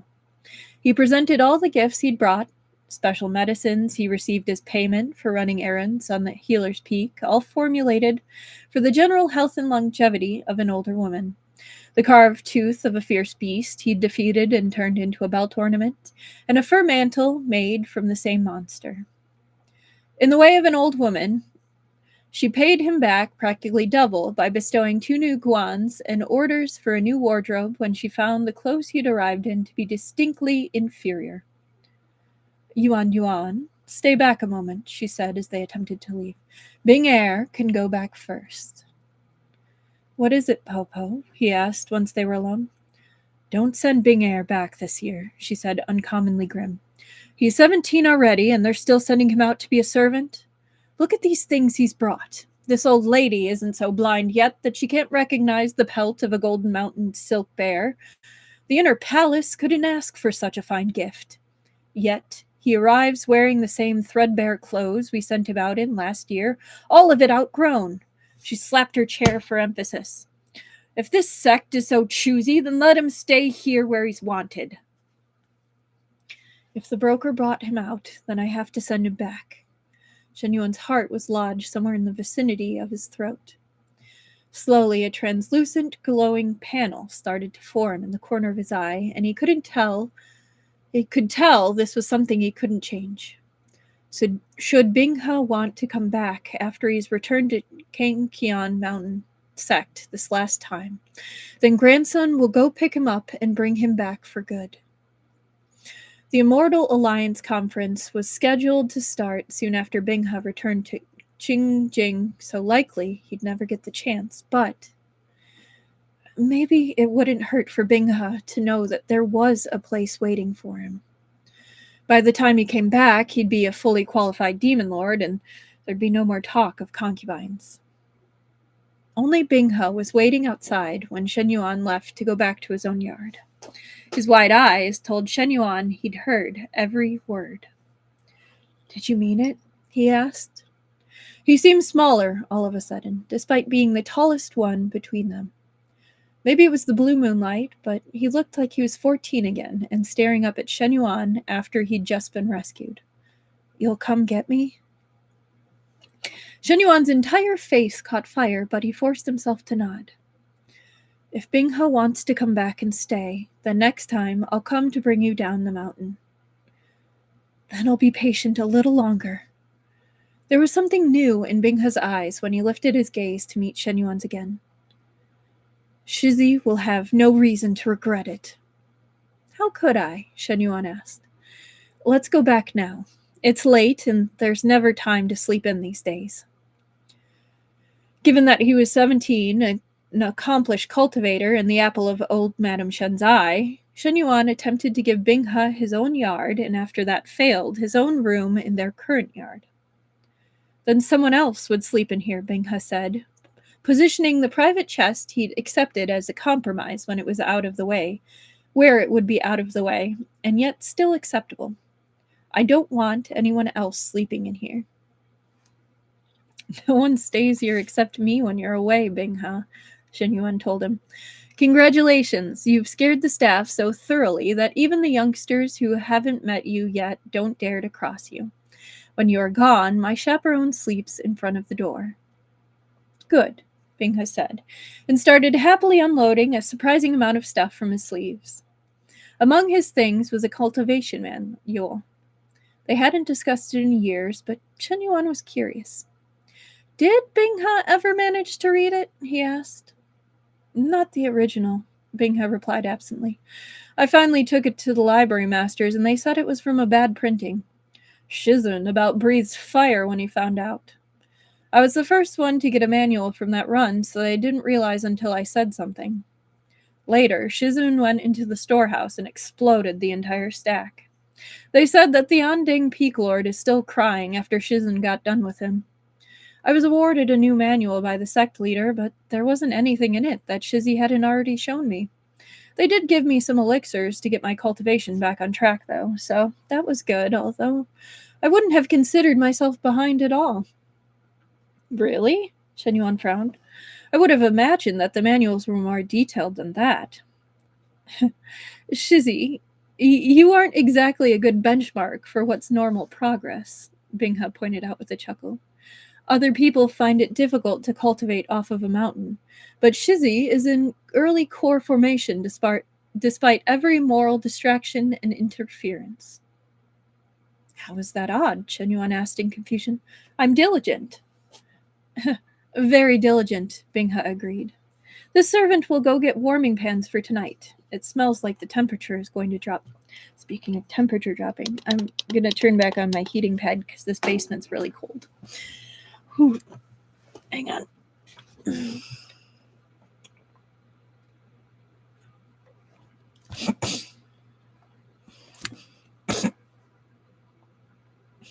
"How is that odd?" Shen Yuan asked in confusion. "I'm diligent." "Very diligent," Binghe agreed. "The servant will go get warming pans for tonight. It smells like the temperature is going to drop." "Servant this, servant that, as if you don't do exactly as you please," Shen Yuan chuckled, but was glad for the opportunity to change while Binghe was out. A male audience had never stopped him before, but something felt different now that Binghe had started to look like a man. "Shizi likes it," Binghe shot back. It was hard to defend himself against that. After all, He did. The 5 months of winter passed like 5 days. A rock took up place in Shen Yuan's chest the closer they got to Binghe's departure, although he managed to keep any evidence of that off his face. There's an event for cultivators happening soon after I get back to the peak, Binghe said as the days dwindled down to nothing. They were always together by that point, save when Shen Yuan was doing his work. The second and third houses were very quiet lately, or if they'd been acting up, no word of it had yet reached Shen Yuan's ears. Shizzy should wait a few weeks to come fetch me. If I compete, then my face will be known to other sects, and it will be easier to introduce Shizzy around. Once people know about you, then it won't be so hard to get talisman paper and the other things you're missing. We'll be able to practice together then. It will be as Binghe likes, Shen Yuan promised, feeling hollow. Binghe tried to leave the bulk of his belongings in the chest in Shen Yuan's room, but Shen Yuan insisted that he bring his good new clothes and all the supplies with him. It turned out Luo Binghe had gifted him a Qian-kun sleeve, which took the form of a leather band worn high on the arm, so Shen Yuan could finally give in to his chronic need to make sure that Binghe wouldn't do without. Shizzy, I'm only going to be gone a little while, a month at most, Binghe laughed, when Shen Yuan presented him with the camping gear he never used. Indulge me, Shen Yuan said, and some of what he was feeling slipped the net. Binghe had a nose for tension and caught it immediately. Shizzy? For once he was the one to reach for Shen Yuan's face. You're unhappy. Why? I'm only worried that the Shixians will treat you badly if they find out you mean to leave, Shen Yuan lied. He knew that Binghe was a good enough actor to keep his departure absolutely secret until the very last second. Don't think I don't know about the woodshed, he added. When did you hear about the woodshed? Binghe asked guiltily. Don't worry about me, Shizzy. It's annoying there, but nothing like here. If my Shixians have a problem with me, then they let me see them coming. I don't skulk around in the shadows or make me feel crazy for protecting myself. Really, I should be the one worrying about you. You think I didn't notice that you've been using silver cups and tableware since last year? It was a gift, Shen Yuan lied. I have to be seen to use it. Let me fuss, all right? I'll feel better if I know you can go hide out on the mountain whenever you need to. You'll see when I bring all of this stuff home and it didn't get used, Binghe grumbled, but let Shen Yuan finish provisioning him. Would it hold up against the abyss? No way of knowing, but at least he'd done something. Eventually, the broker came, and when he left, he had Binghe in his care along with a cloud of significantly younger boys. It would be the last time Shen Yuan saw this view, and he stood at the side gate watching until they were out of sight. A month later, an unearthly beautiful man arrived at the main gate, just as Shen Yuan was hollowly going through the motions of setting out to pick Binghe up. His father and grandmother had come out to kiss him goodbye and give him last-minute travel advice, which seemed to mostly be which inns and restaurants between Xianli and Tiangong mountain range were worth stopping at. Duke Xianli loaded him down with money and, like he expected, the trip to take weeks instead of days. So when a servant showed their guest in, everyone went quiet. The man was dressed all in blue and silver. He wore his hair up in a simple tail, and it was only really the beauty mark at the corner of his eye that made Shen Yuan realize just who had come. I am Luo Binghe, Lord of Baizun Peak. He introduced himself, sounding a little hollow himself. I have come to announce the tragic death of Luo Binghe. He fell during a demon incursion at the Immortal Alliance conference. Luo Binghe was responsible for saving the lives of many of his juniors during the attack. King Qian Mountain is proud to have called him one of our own. Everything Shen Yuan had been struggling to keep out of his expression finally punched a hole through his defenses and came flooding out onto his face. Luo Binghe held out a long wrap package. This is Zheng Yang, he said. Luo Binghe's spiritual weapon. It was shattered during the incident, but reforged by our swordsmiths. I was given to understand that young Master Shen is the correct person to receive it.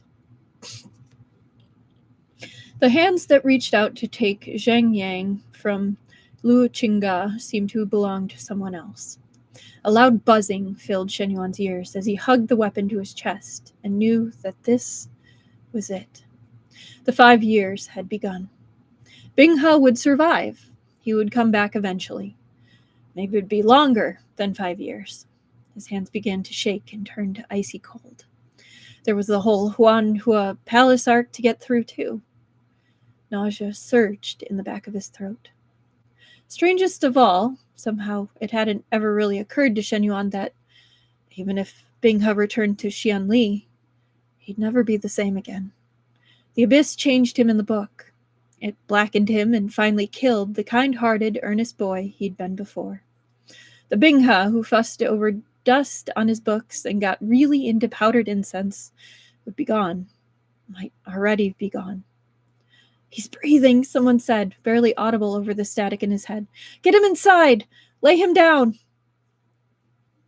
Okay, so here are the notes for the end of the chapter. Luo Binghe, humming to himself, I'm going to be a married man in a little over a month. Luo Binghe motherfuck! Did Luo Binghe use every single thing that Shen Yuan loaded him down with? Sure did. Is he big mad about it? Absolutely. I love the notes at the end. They're always so funny.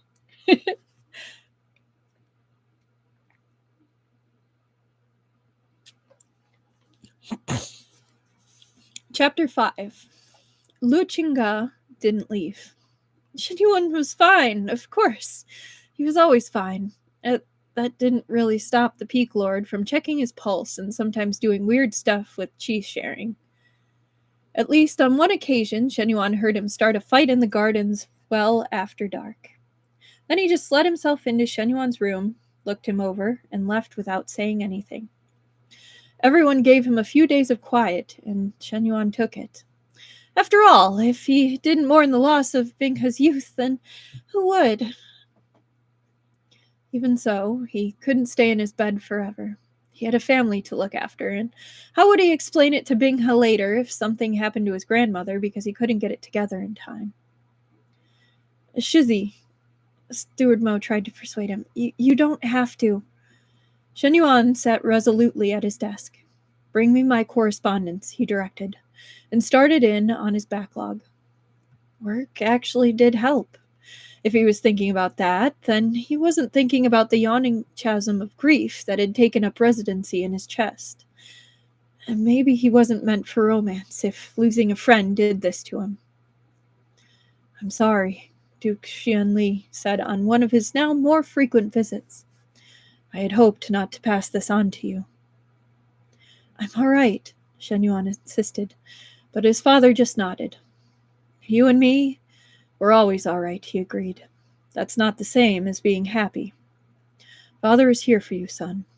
Just focus on what's ahead of you. It doesn't seem like it right now, but it will get easier. Duke Xianli was correct, of course. Work got him through the days until his faculties sharpened up again and he fully returned to the present. He mounted Shang Yang on the wall behind his desk so he could see it whenever he liked. Sometimes it helped to turn around and just watch it for a while. It still had something of Binghe's presence to it, since the man was just on another plane of existence, not dead. Once he seemed satisfied that Shen Yuan wasn't driving himself into chi deviation, Luo Binghe left again, but never for too long. He traveled a lot to hunt monsters, but stopped over at the mansion for a nightly stay whenever he was in the area. He'd bring little mementos like monster bits and badly tanned hides that the old madam never seemed to like as much as her golden mountain fur, but she accepted them because it was clear that Luo Binghe was trying to care for them in his own brusque way. When Shen Yuan was fully caught up on his work, they sparred sometimes. Usually, it ended with Shen Yuan's weapon totally destroyed, but it was worth it to try his skills against the war god himself. You need a spiritual weapon, Luo Binghe decided at one point, totally uninvited. Get your bag. We're going to the sword wall. Was Shen Yuan given a say in the matter? Not really, but he did want to see King Qian just once. It was as beautiful as the book described, although he really only saw Wangjian Peak. Luo Binghe came over to visit her brother and brought Ning Yingying with her. Ning Yingying looked at Shen Yuan like she'd seen a ghost when they were introduced. You're Shizzy, aren't you? She asked the first time they had a moment together. You're Aluo's Shizzy. Shen Yuan bit his lip and nodded. Her lower lip wobbled, and she started to cry. He was really looking forward to showing you off, she hiccuped at him when she was done with her crying jag. I was so sad he was leaving, but really happy that he was getting to go home. He bragged on you all the time. His sword, when he pulled it out from the wall, was a dark metal that somehow exuded a sense of tranquility. Shen Yuan felt rooted in place when he held it, but in a grounded way. It did a lot to center him, and he started to understand why a cultivator's relationship with their weapon was so important. It was a living spirit in sword form. When he got back, he took Zhang Yang down from the wall to give it a good polish and talked about his day while he did it. Maybe it was his imagination, but it glowed a little brighter when he hung Dai Yu up next to it. Late one night, after he returned home, there was a knock at the exterior door of his room. He answered it and found Ning Yingying standing in his yard. There was a body at her feet. Ning Daosheng, I hope there's a good explanation for this, Shen Yuan asked, eyeing the body with trepidation. Oh, him? She asked, kicking her victim lightly. I don't know about him. He was just lurking in the bushes when I got here, so I took care of it. Actually, I came to ask if I can stay here. As a guest? Shen Yuan asked, eyeing the travel bag over her shoulder. Maybe more permanent than that? She scuffed the dirt with her toe. I can fight. I know you were teaching Aluo things. If you're accepting another disciple, can I join? Or I can be a guard? She glanced down at the body and then back up at him. I think you might need a guard. I'll see what I can do, he said. He didn't really have to do anything. He was briefly worried that his grandmother would look at Ying Er and see the solution to his matrimonial problems, but she had taken a break from wife hunting. She was often seen in the family shrine offering incense. Even if he was dead, there was no guarantee that it would reach him, but Shen Yuan let her mourn in her own way. He was pretty sure that her dementia in the book was the consequences of incremental long-term poisoning, and he'd scuttled that for now, but if he was wrong, then she might not get to see Binghe again or recognize him if she did. Introducing her as Binghe's Shizzy was a shot to the arm for old Madame Shen. She took Ning Yingying into her yard and treated her like one of her own grandchildren. Duke Xianli made it official not long after, since no heart could resist her for long. Ning Yingying was entered into the family's roles as Shen Yingying, referred to as most as just Ying Er. She wasn't a particularly traditional daughter of nobility. Ying Er was already a master of the four arts, which Shen Yuan hadn't really expected, since the original book made her sound kind of like a spoiled klutz. The sword wasn't her best art, but she had impressive repertoire of talismans for any cultivator, much less one her age. He was starting to wonder if maybe she wasn't Shen Qingchu's favorite for a different reason than the one that airplane shooting towards the sky implied in the original story. Shen Yuan would have been possessive of such a talent, too.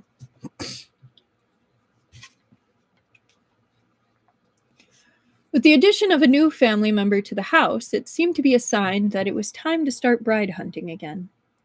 Ying Er, for all that she was a very formidable woman, wasn't a very good schemer. She was holding her own so far, but she was too used to being able to punch her problems in the face. Finding a third match was difficult. One failed engagement was nothing, especially since he'd clearly had nothing to do with the trouble that came down on his first set of future in-laws. The second, however, made the mothers and matchmakers in town a little more wary, as people started to say that his marital luck was bad. No one had explicitly called him a jinx yet, but it was heavily implied. That said, Shen Yuan was still rich and well-educated, so someone would always be willing to gamble on him. His third fiancée was a little older than him and had had a failed engagement of her own already. She was not, as far as he knew, a lesbian. She seemed equally disinterested in both men and women, but had been raised to be a wife. It was work she knew that was congenial to her and a standard of living that she wanted for herself. Her first engagement fell through when her fiancé kept putting off the wedding and putting it off. Eventually, her parents found out that he'd been keeping a family outside and the woman already had a son. Having a lover was one thing, but giving someone a child before your legal wife was another. She hadn't even married in yet, and his inner yard was already a mess. They couldn't tolerate it, so the marriage was called off. Only that left her in the unenviable position of trying to find a husband at the age of 22, when some, terribly old, people would say that her best years of youth were over. For Shen Yuan's purposes, she couldn't be better. She was calm, cold, and vicious in defense of her own. Rumor had it that she had fought terrible battles with her father's concubines and shoe daughters that made his clan's infighting look tame. They began corresponding, and Shen Yuan was happy to find out that she seemed like someone he could be good friends with.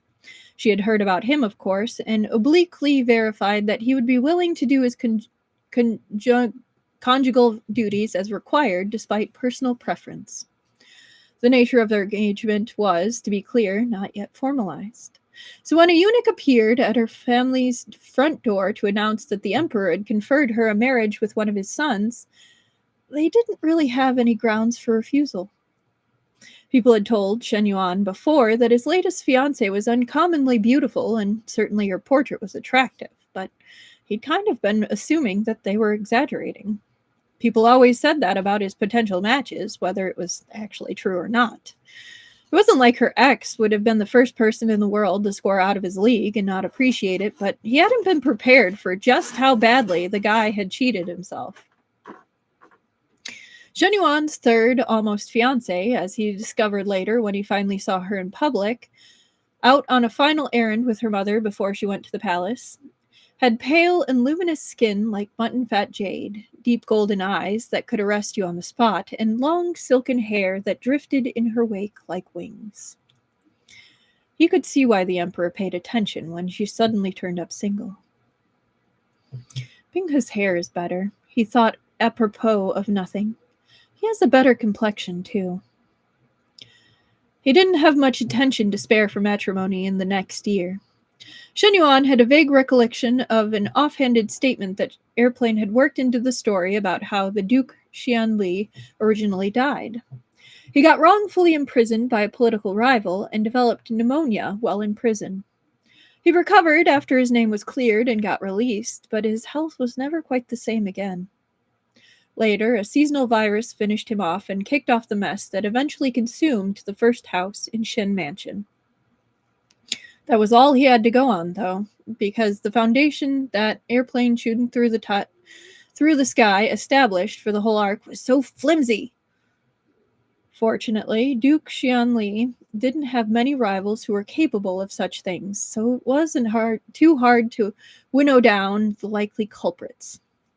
He also had a talented little sister who didn't mind using her skills for espionage if it meant keeping her new family intact.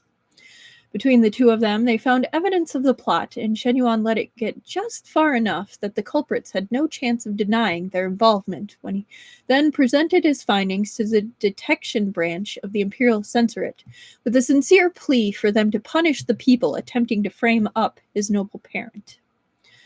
With Duke Xianli's health and reputation intact, Shen Yuan's odds for surviving the plot went up by a lot. He still wasn't letting his guard down, but he started letting himself enjoy a bit more when Luo Binghe brought his sister over to visit Ying'er. He wasn't out of the woods yet.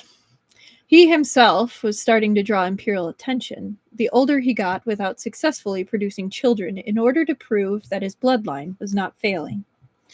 Shen Yuan was already on thin ice for being a cut sleeve. The other officials were willing to overlook it since he was working to be properly filial, but his bad marriage luck was starting to take on the shape of a sign from heaven. All right, maybe he relaxed his guard slightly in the wake of his success. Maybe he poured himself a cup of water from a pot that'd been sitting out on his table unattended for most of the afternoon.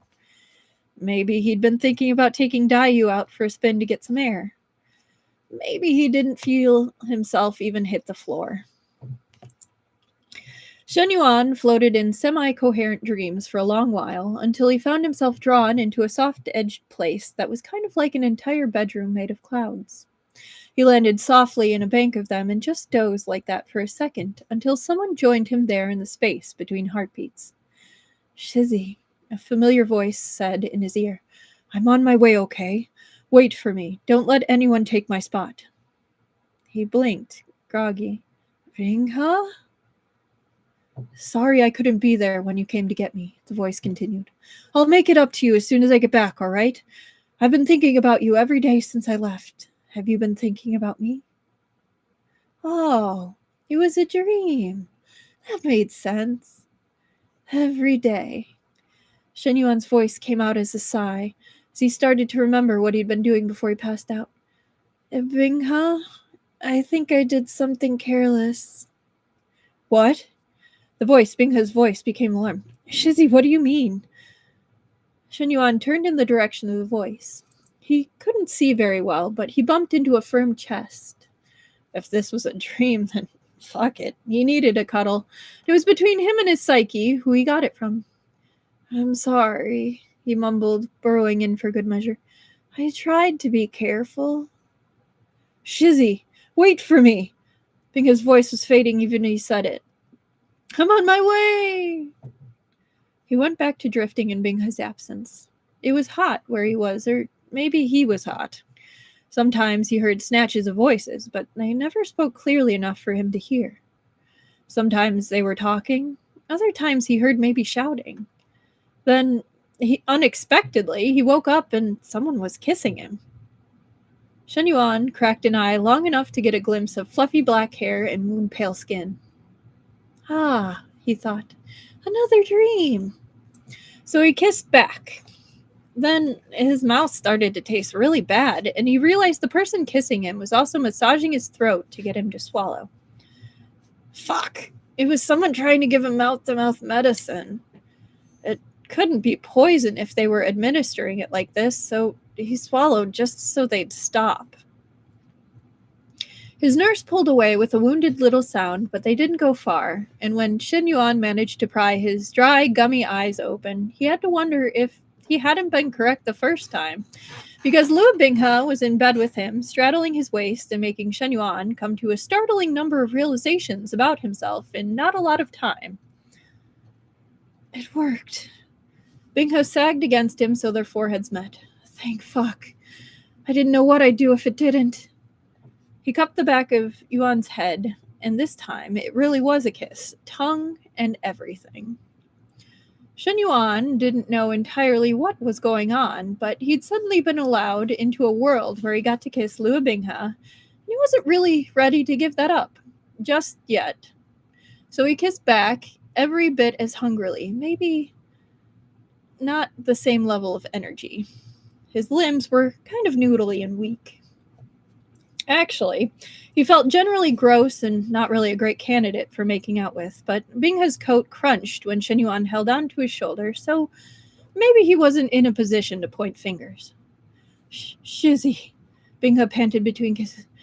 You're kissing back? Why? Why not? Shen Yuan asked, still kind of out of it. It seemed obvious that when someone who was the sexy, exciting center of the universe wanted to make out, then one should make out with him. Was that not what anyone would pick, given the option? There were 6,666 chapters of Proud Immortal Demon Way that said yes. Why not? Binghe echoed blankly, then said, Shizzy, How many fingers am I holding up? Shen Yuan didn't bother counting. A lot. I was afraid of that.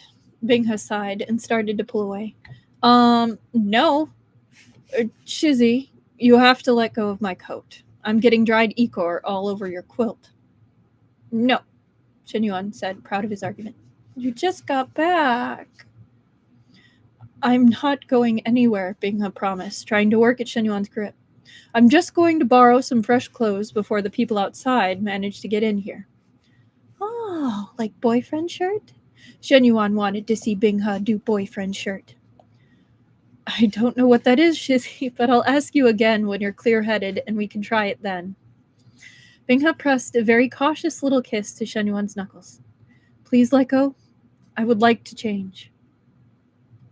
That seemed reasonable. Okay, Shen Yuan allowed magnanimously. Binghe stripped down to his trousers, keeping his back to Shen Yuan.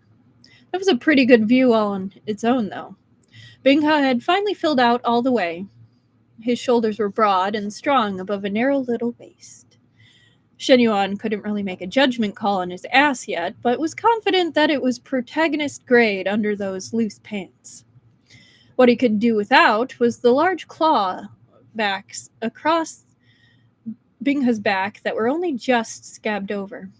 He also wasn't super happy about the bruising along the man's side, creeping up from his waistline. The washstand was stocked, so Binghe made use of that before raiding Shen Yuan's closet for something that would more or less fit. He ended up in some of Shen Yuan's outermost layers, but when he finished them off with a wide belt from his Qian-kun sleeve, it was almost impossible to tell.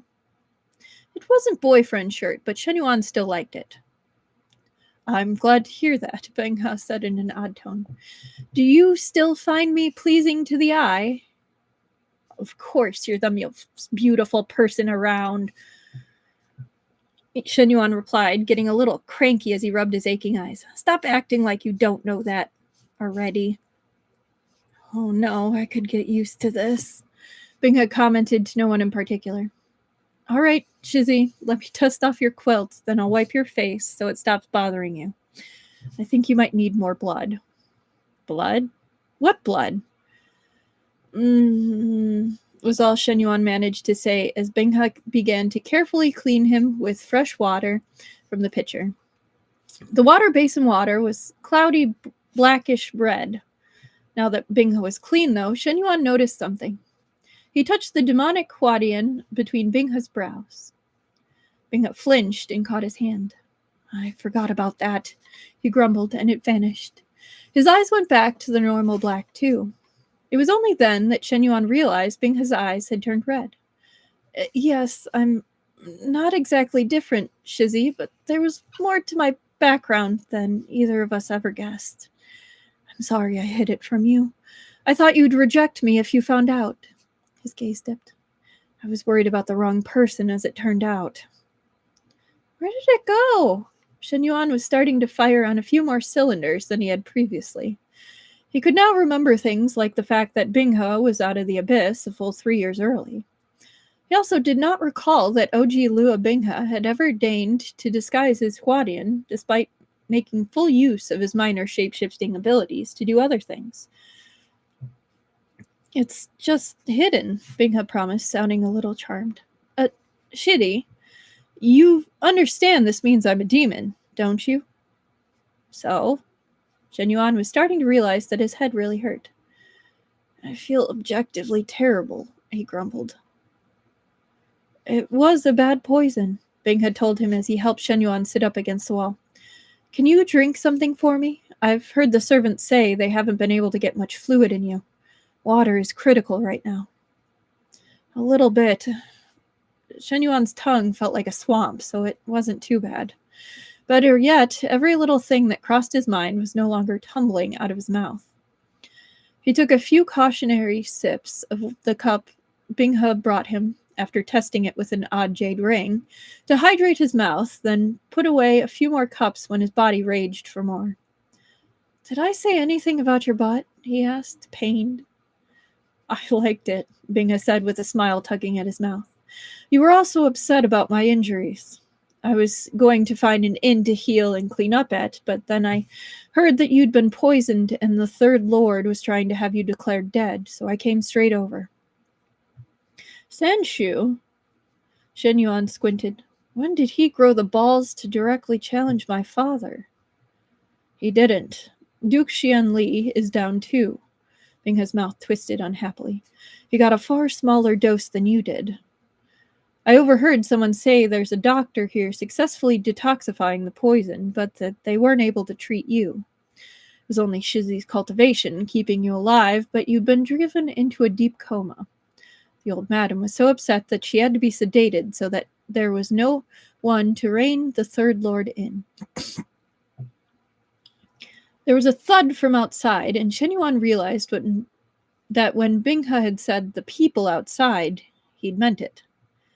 Binghe? Who was out there? I don't know, but I'm about to go out there to find out, Binghe said darkly. Kiss me one more time. Shen Yuan had already kissed him 2, maybe 3 times, had opinions out loud about his backside, and made the man wash his face. What face did he have left to resist?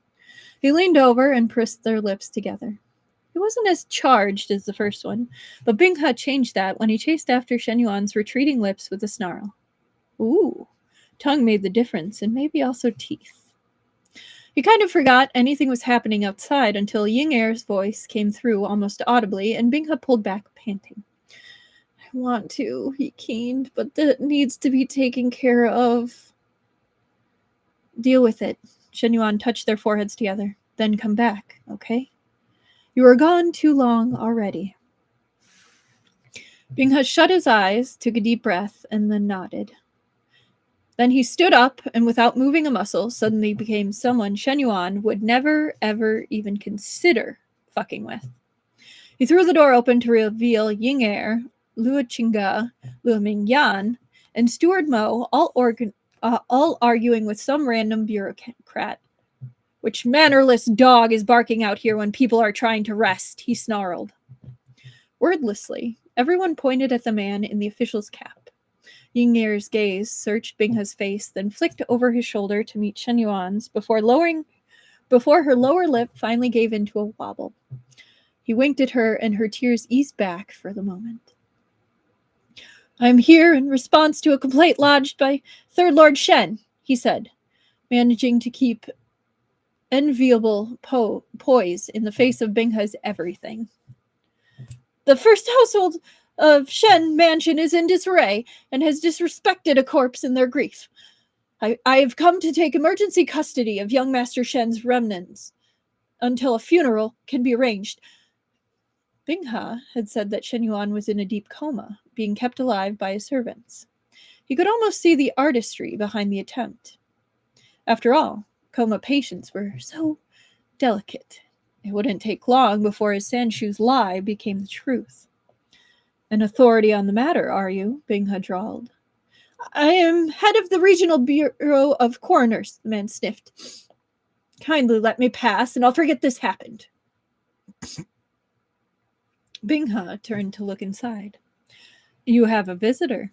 Will you see him? Ah, that was Shen Yuan's cue. For a short while, he agreed, channeling his best irritable young master tone. It's too late to entertain visitors, especially in my private bedroom. The official turned pale at the sound of Shen Yuan's voice and woodenly entered the room. His voice abandoned him, and Shen Yuan lifted his chin and looked down at him. Well, he asked, what was so urgent that you came to barge into my private rooms in the dead of night? Shen Yuan noted the dark night outside. It might actually be midnight. What was this pompous ass doing up so late? I was given to understand that Lord Shen was... He swallowed hard and bowed. Please forgive this intrusion. I see now that I was misled. Misled? Shen Yuan mused. You said this complaint was made by my third uncle, did you not? The official blanched. I cannot recall. He said it. Ying Er came inside and went over to take Shen Yuan's hand. Ga, everyone heard him. Binghe blinked hard at the word Ga. leaving her mouth, but no one aside from Shen Yuan seemed to notice. Surely my guests informed you otherwise. Shen Yuan decided to twist the knife some. Going by his clothing, he'd say that this was a 5th rank official, tops. He couldn't afford to sneeze wrong, much less offend anyone. This must have been a big gamble for him, but it did explain why he was here in the dead of night when it'd be harder for someone to see him pull this stunt.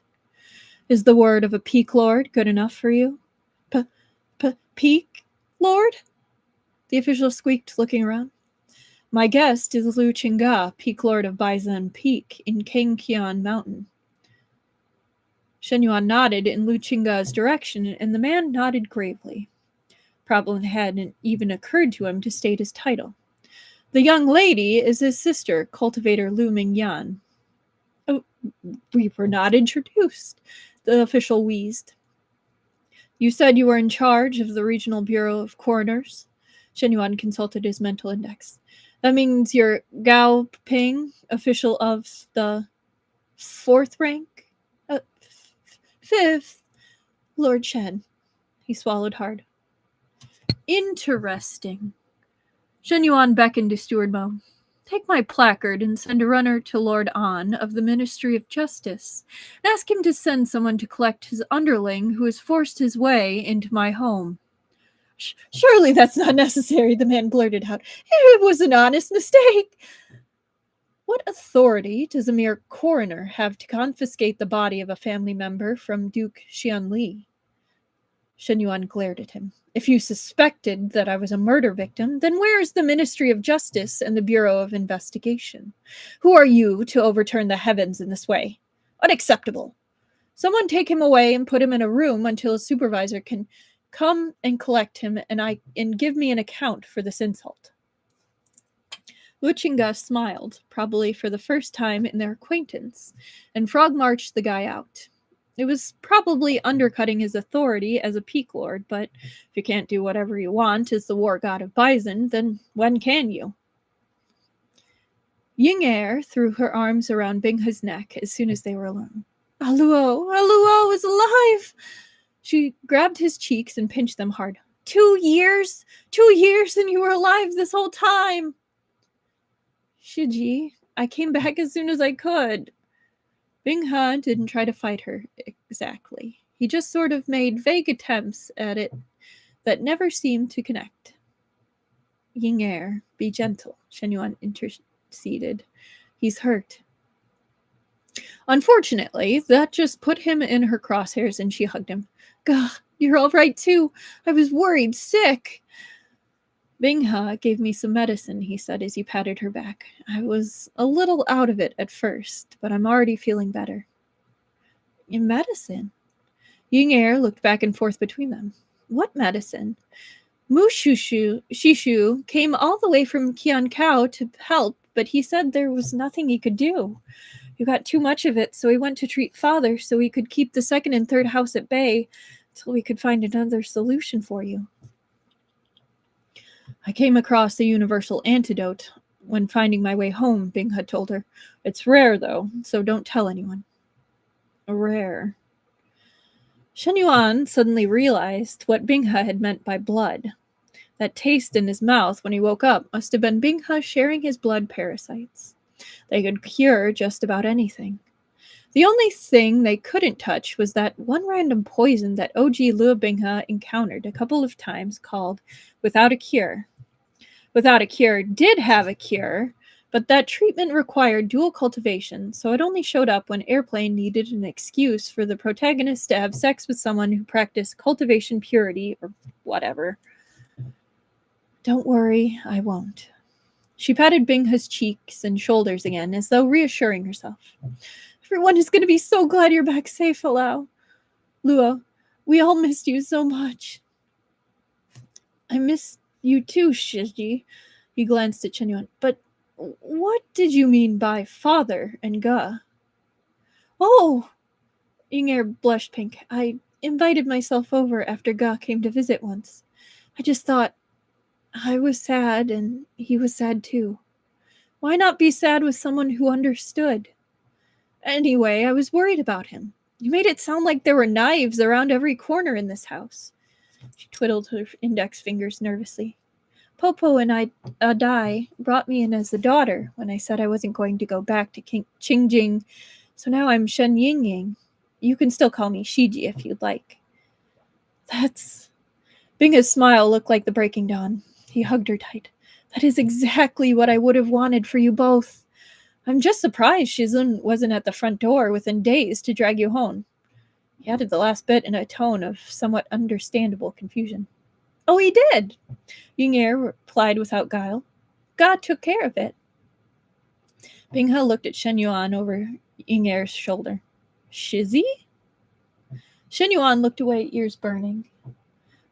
I'm really sad you missed it now, Ying'er kept going, digging Shen Yuan's grave for him. Ga said that I was a daughter of the Shen family now, and no one could make me do anything except Adai and the old madam. Then Shizun said he shouldn't get cocky because you taught him a few tricks, and they fought a duel. Shizzy! Binghe picked his Shiji up and put her to the side so he could close in on Shen Yuan. You didn't! Where did he hurt you? I'm fine, Shen Yuan squawked. He didn't think about the incident.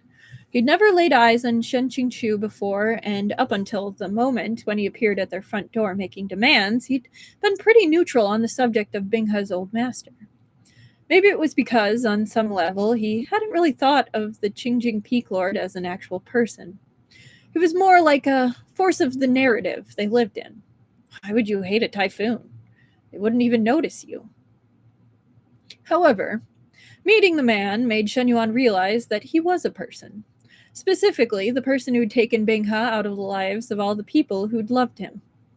Ying'er was still crying herself to sleep at night sometimes. Old Madame Shen never did stop burning incense for Binghe and wouldn't stop comparing Shen Yuan's marriage candidates to herself to sleep at night sometimes. Old Madame Shen never did stop burning incense for Binghe and wouldn't stop comparing Shen Yuan's marriage candidates to her lost Bing'er. Even Duke Xianli sometimes started to say his name, only to stop for a moment as he remembered that there was no more Binghe in the mansion. Shen Yuan thought he'd known hate before, but really, it had only ever been annoyance or indignation. Meeting Shen Qingqiu taught him the difference. The world had taken on an icy cold but sharp-edged kind of clarity as he looked on the face of his friend's enemy and knew what he was about to do. What had Binghe ever done aside from his best? What had he done to deserve part-time slavery and being deprived of even his most basic needs? Binghe had never arrived at Shen Manor with less than 4 injuries that needed to be treated. Most anything he'd learned from Shen Yuan.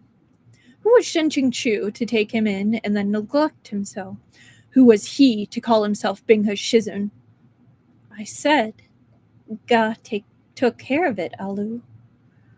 Ying'er sighed, then got back to telling her story. It was the best fight I'd ever saw. God didn't even break a sweat. Shizun barely even stood a chance. Not even his assassin tricks helped him this time. Ying'er, please. Shen Yuan covered his face. He didn't want this kind of praise. For one thing, he was Shen Qingqiu's nightmare opponent. If he had a natural enemy, then it was Shen Yuan. He knew everything about Shen Qingqiu's sword arts and his hidden martial arts. Shen Qingqiu, meanwhile, knew nothing about his. The nature of their secret connection made it so that Shen Yuan could see his moves almost before he made them, and his time spent learning with Lu Qingge meant that he was now trained to combat anything he saw coming. Shizun has a scar from here to here.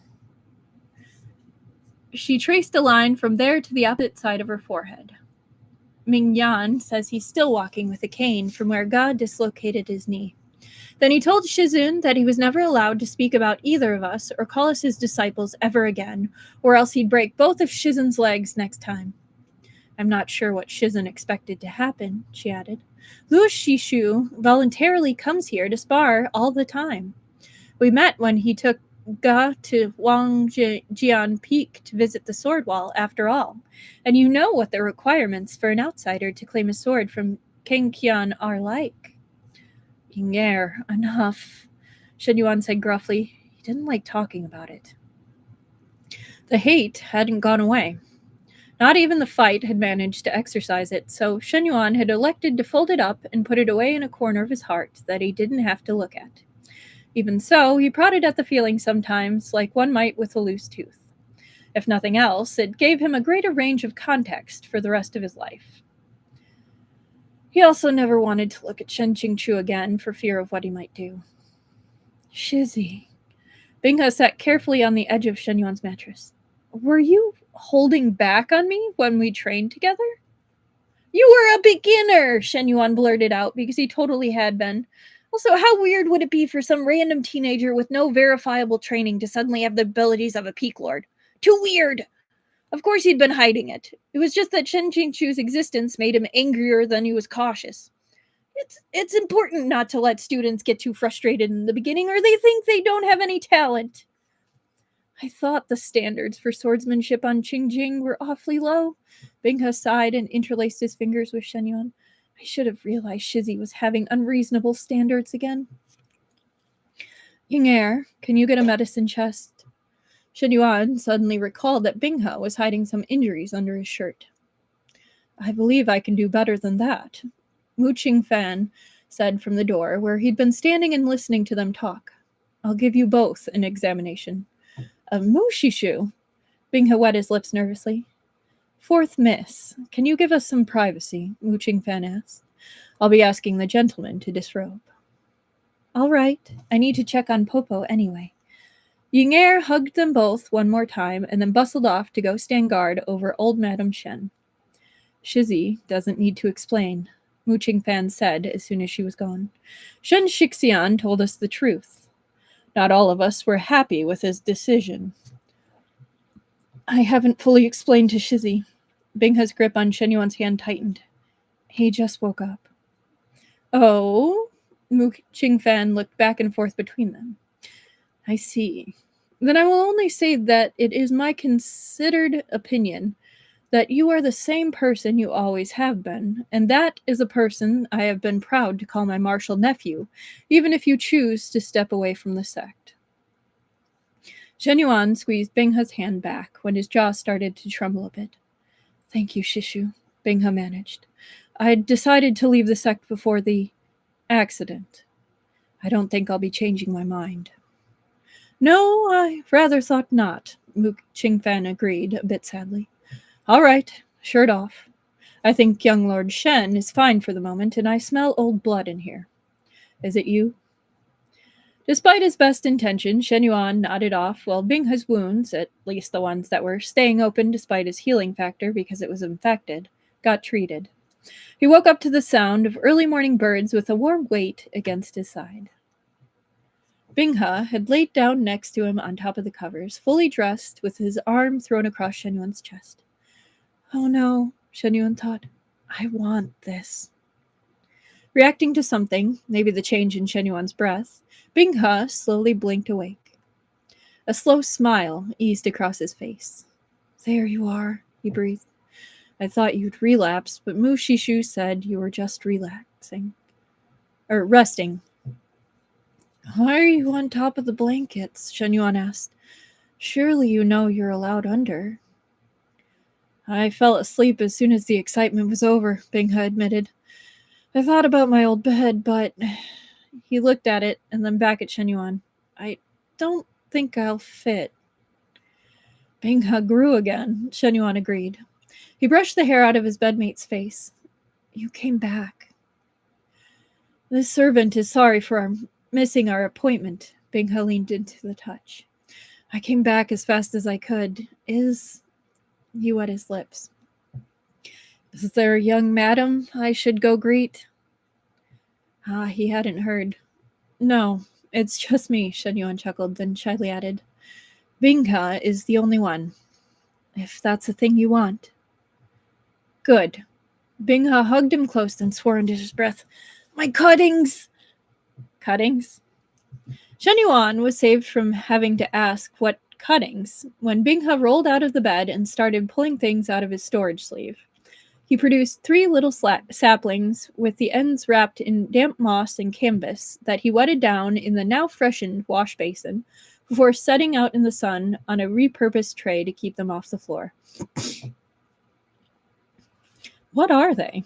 Shen Yuan rolled over on his stomach, singularly disinclined to get out of bed yet. Propagates from the tree of perpetuation, Binghe replied, sounding a little nervous for some reason. I ended up in the eternal abyss and found a small community of immortal cultivators living there.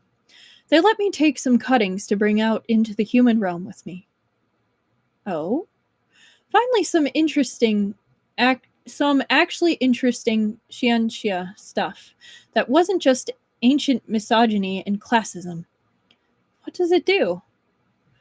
Well, there aren't many resources in the abyss, Binghe cleared his throat.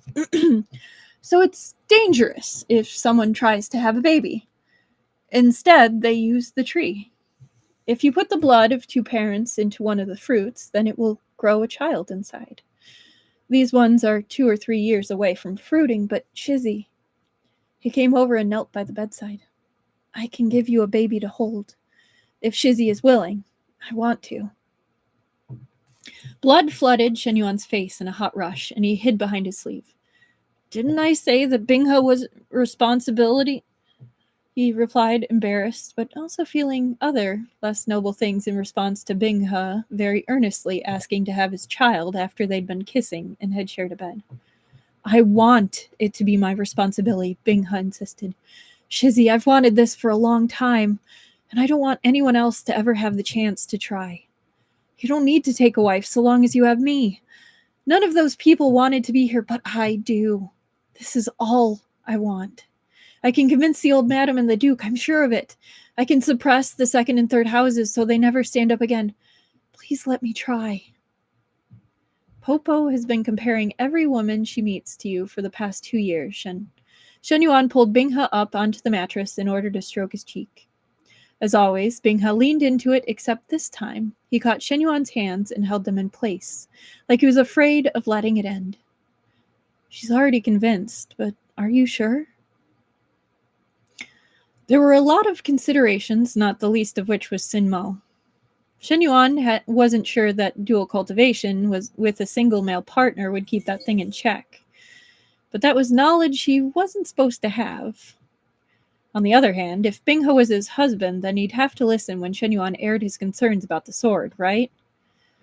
If they had to bring in concubines to manage Binghe's condition, then was that worse than bringing someone in to manage his household or carry on his bloodline? Some of the wives in Proud Immortal Demon Way had been good, interesting people.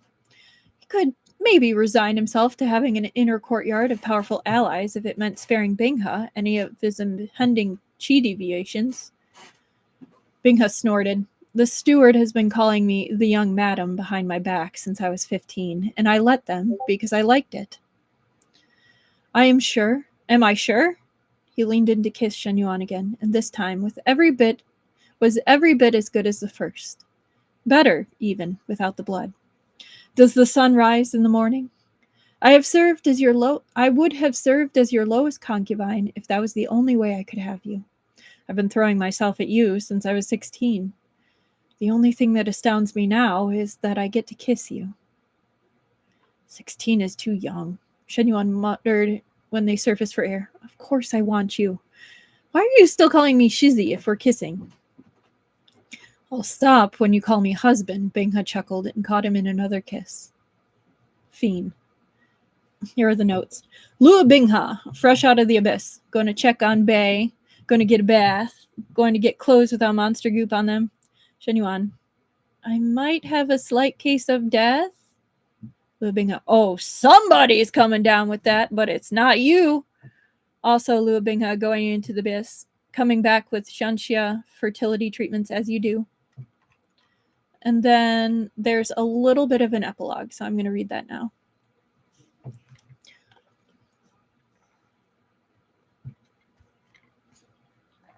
Chapter 6. An epilogue, of sorts.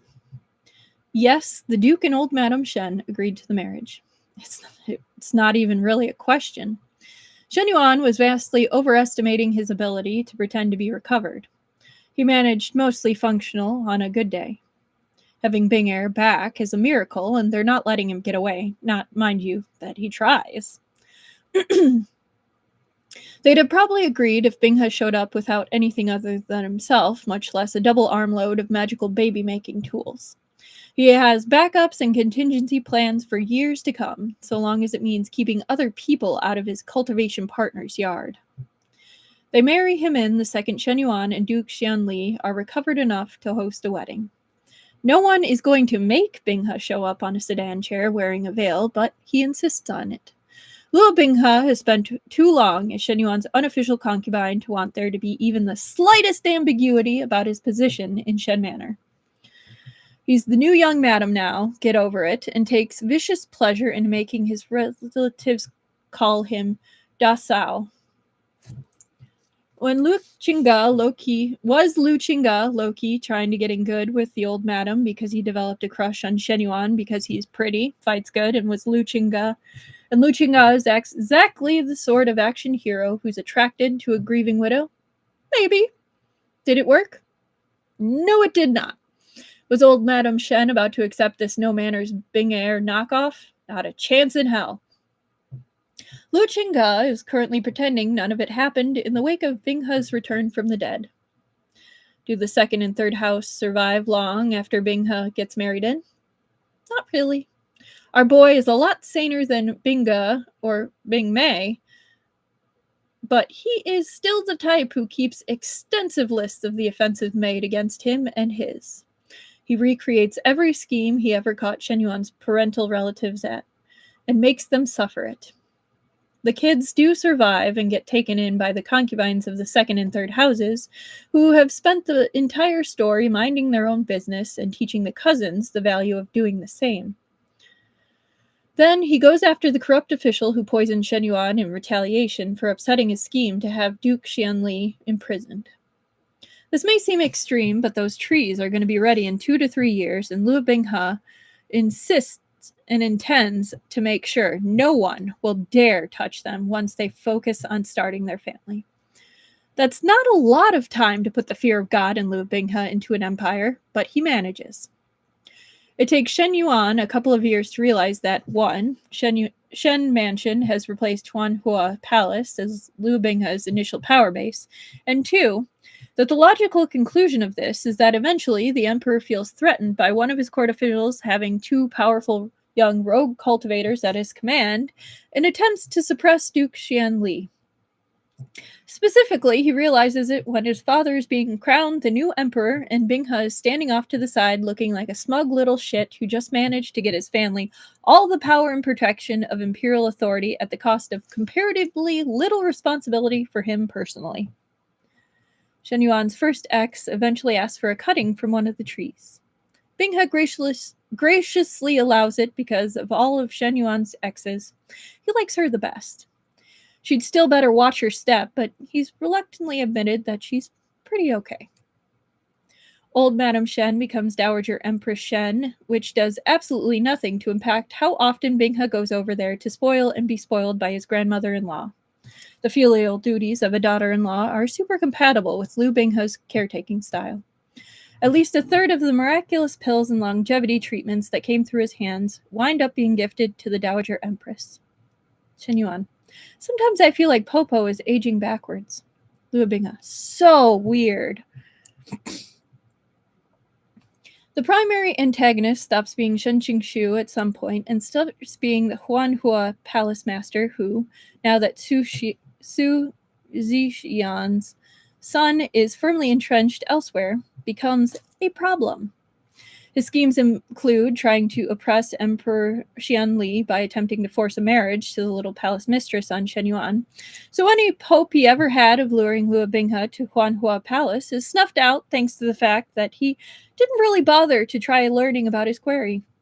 Otherwise, he'd have realized that that was the worst move he could possibly make, and it ends up with the little palace mistress either dead or irrevocably humiliated. Luo Binghe listens very carefully when his husband hints to him that the sword Sinmo charges a steep price for its power. After all, He's used to Shizzy knowing things Shizzy has no business knowing, like talisman arts, swordplay, high-level cultivation therapy, and the intricacies of navigating a demon's dream trap despite never having been taught any of it. If his husband wants to pretend to be an ordinary mortal, then there's probably a reason for it, and he's gotten used to pretending like none of this is weird. Yuan hates it when people call him out, and Luo Binghe is a good husband who only makes his spouse uncomfortable when it's hot. For the record, dual cultivation with a man seems to work just fine until he figures out an alternative meditation therapy to address his imbalanced chi. No harm required. They all lived happily ever after. The end.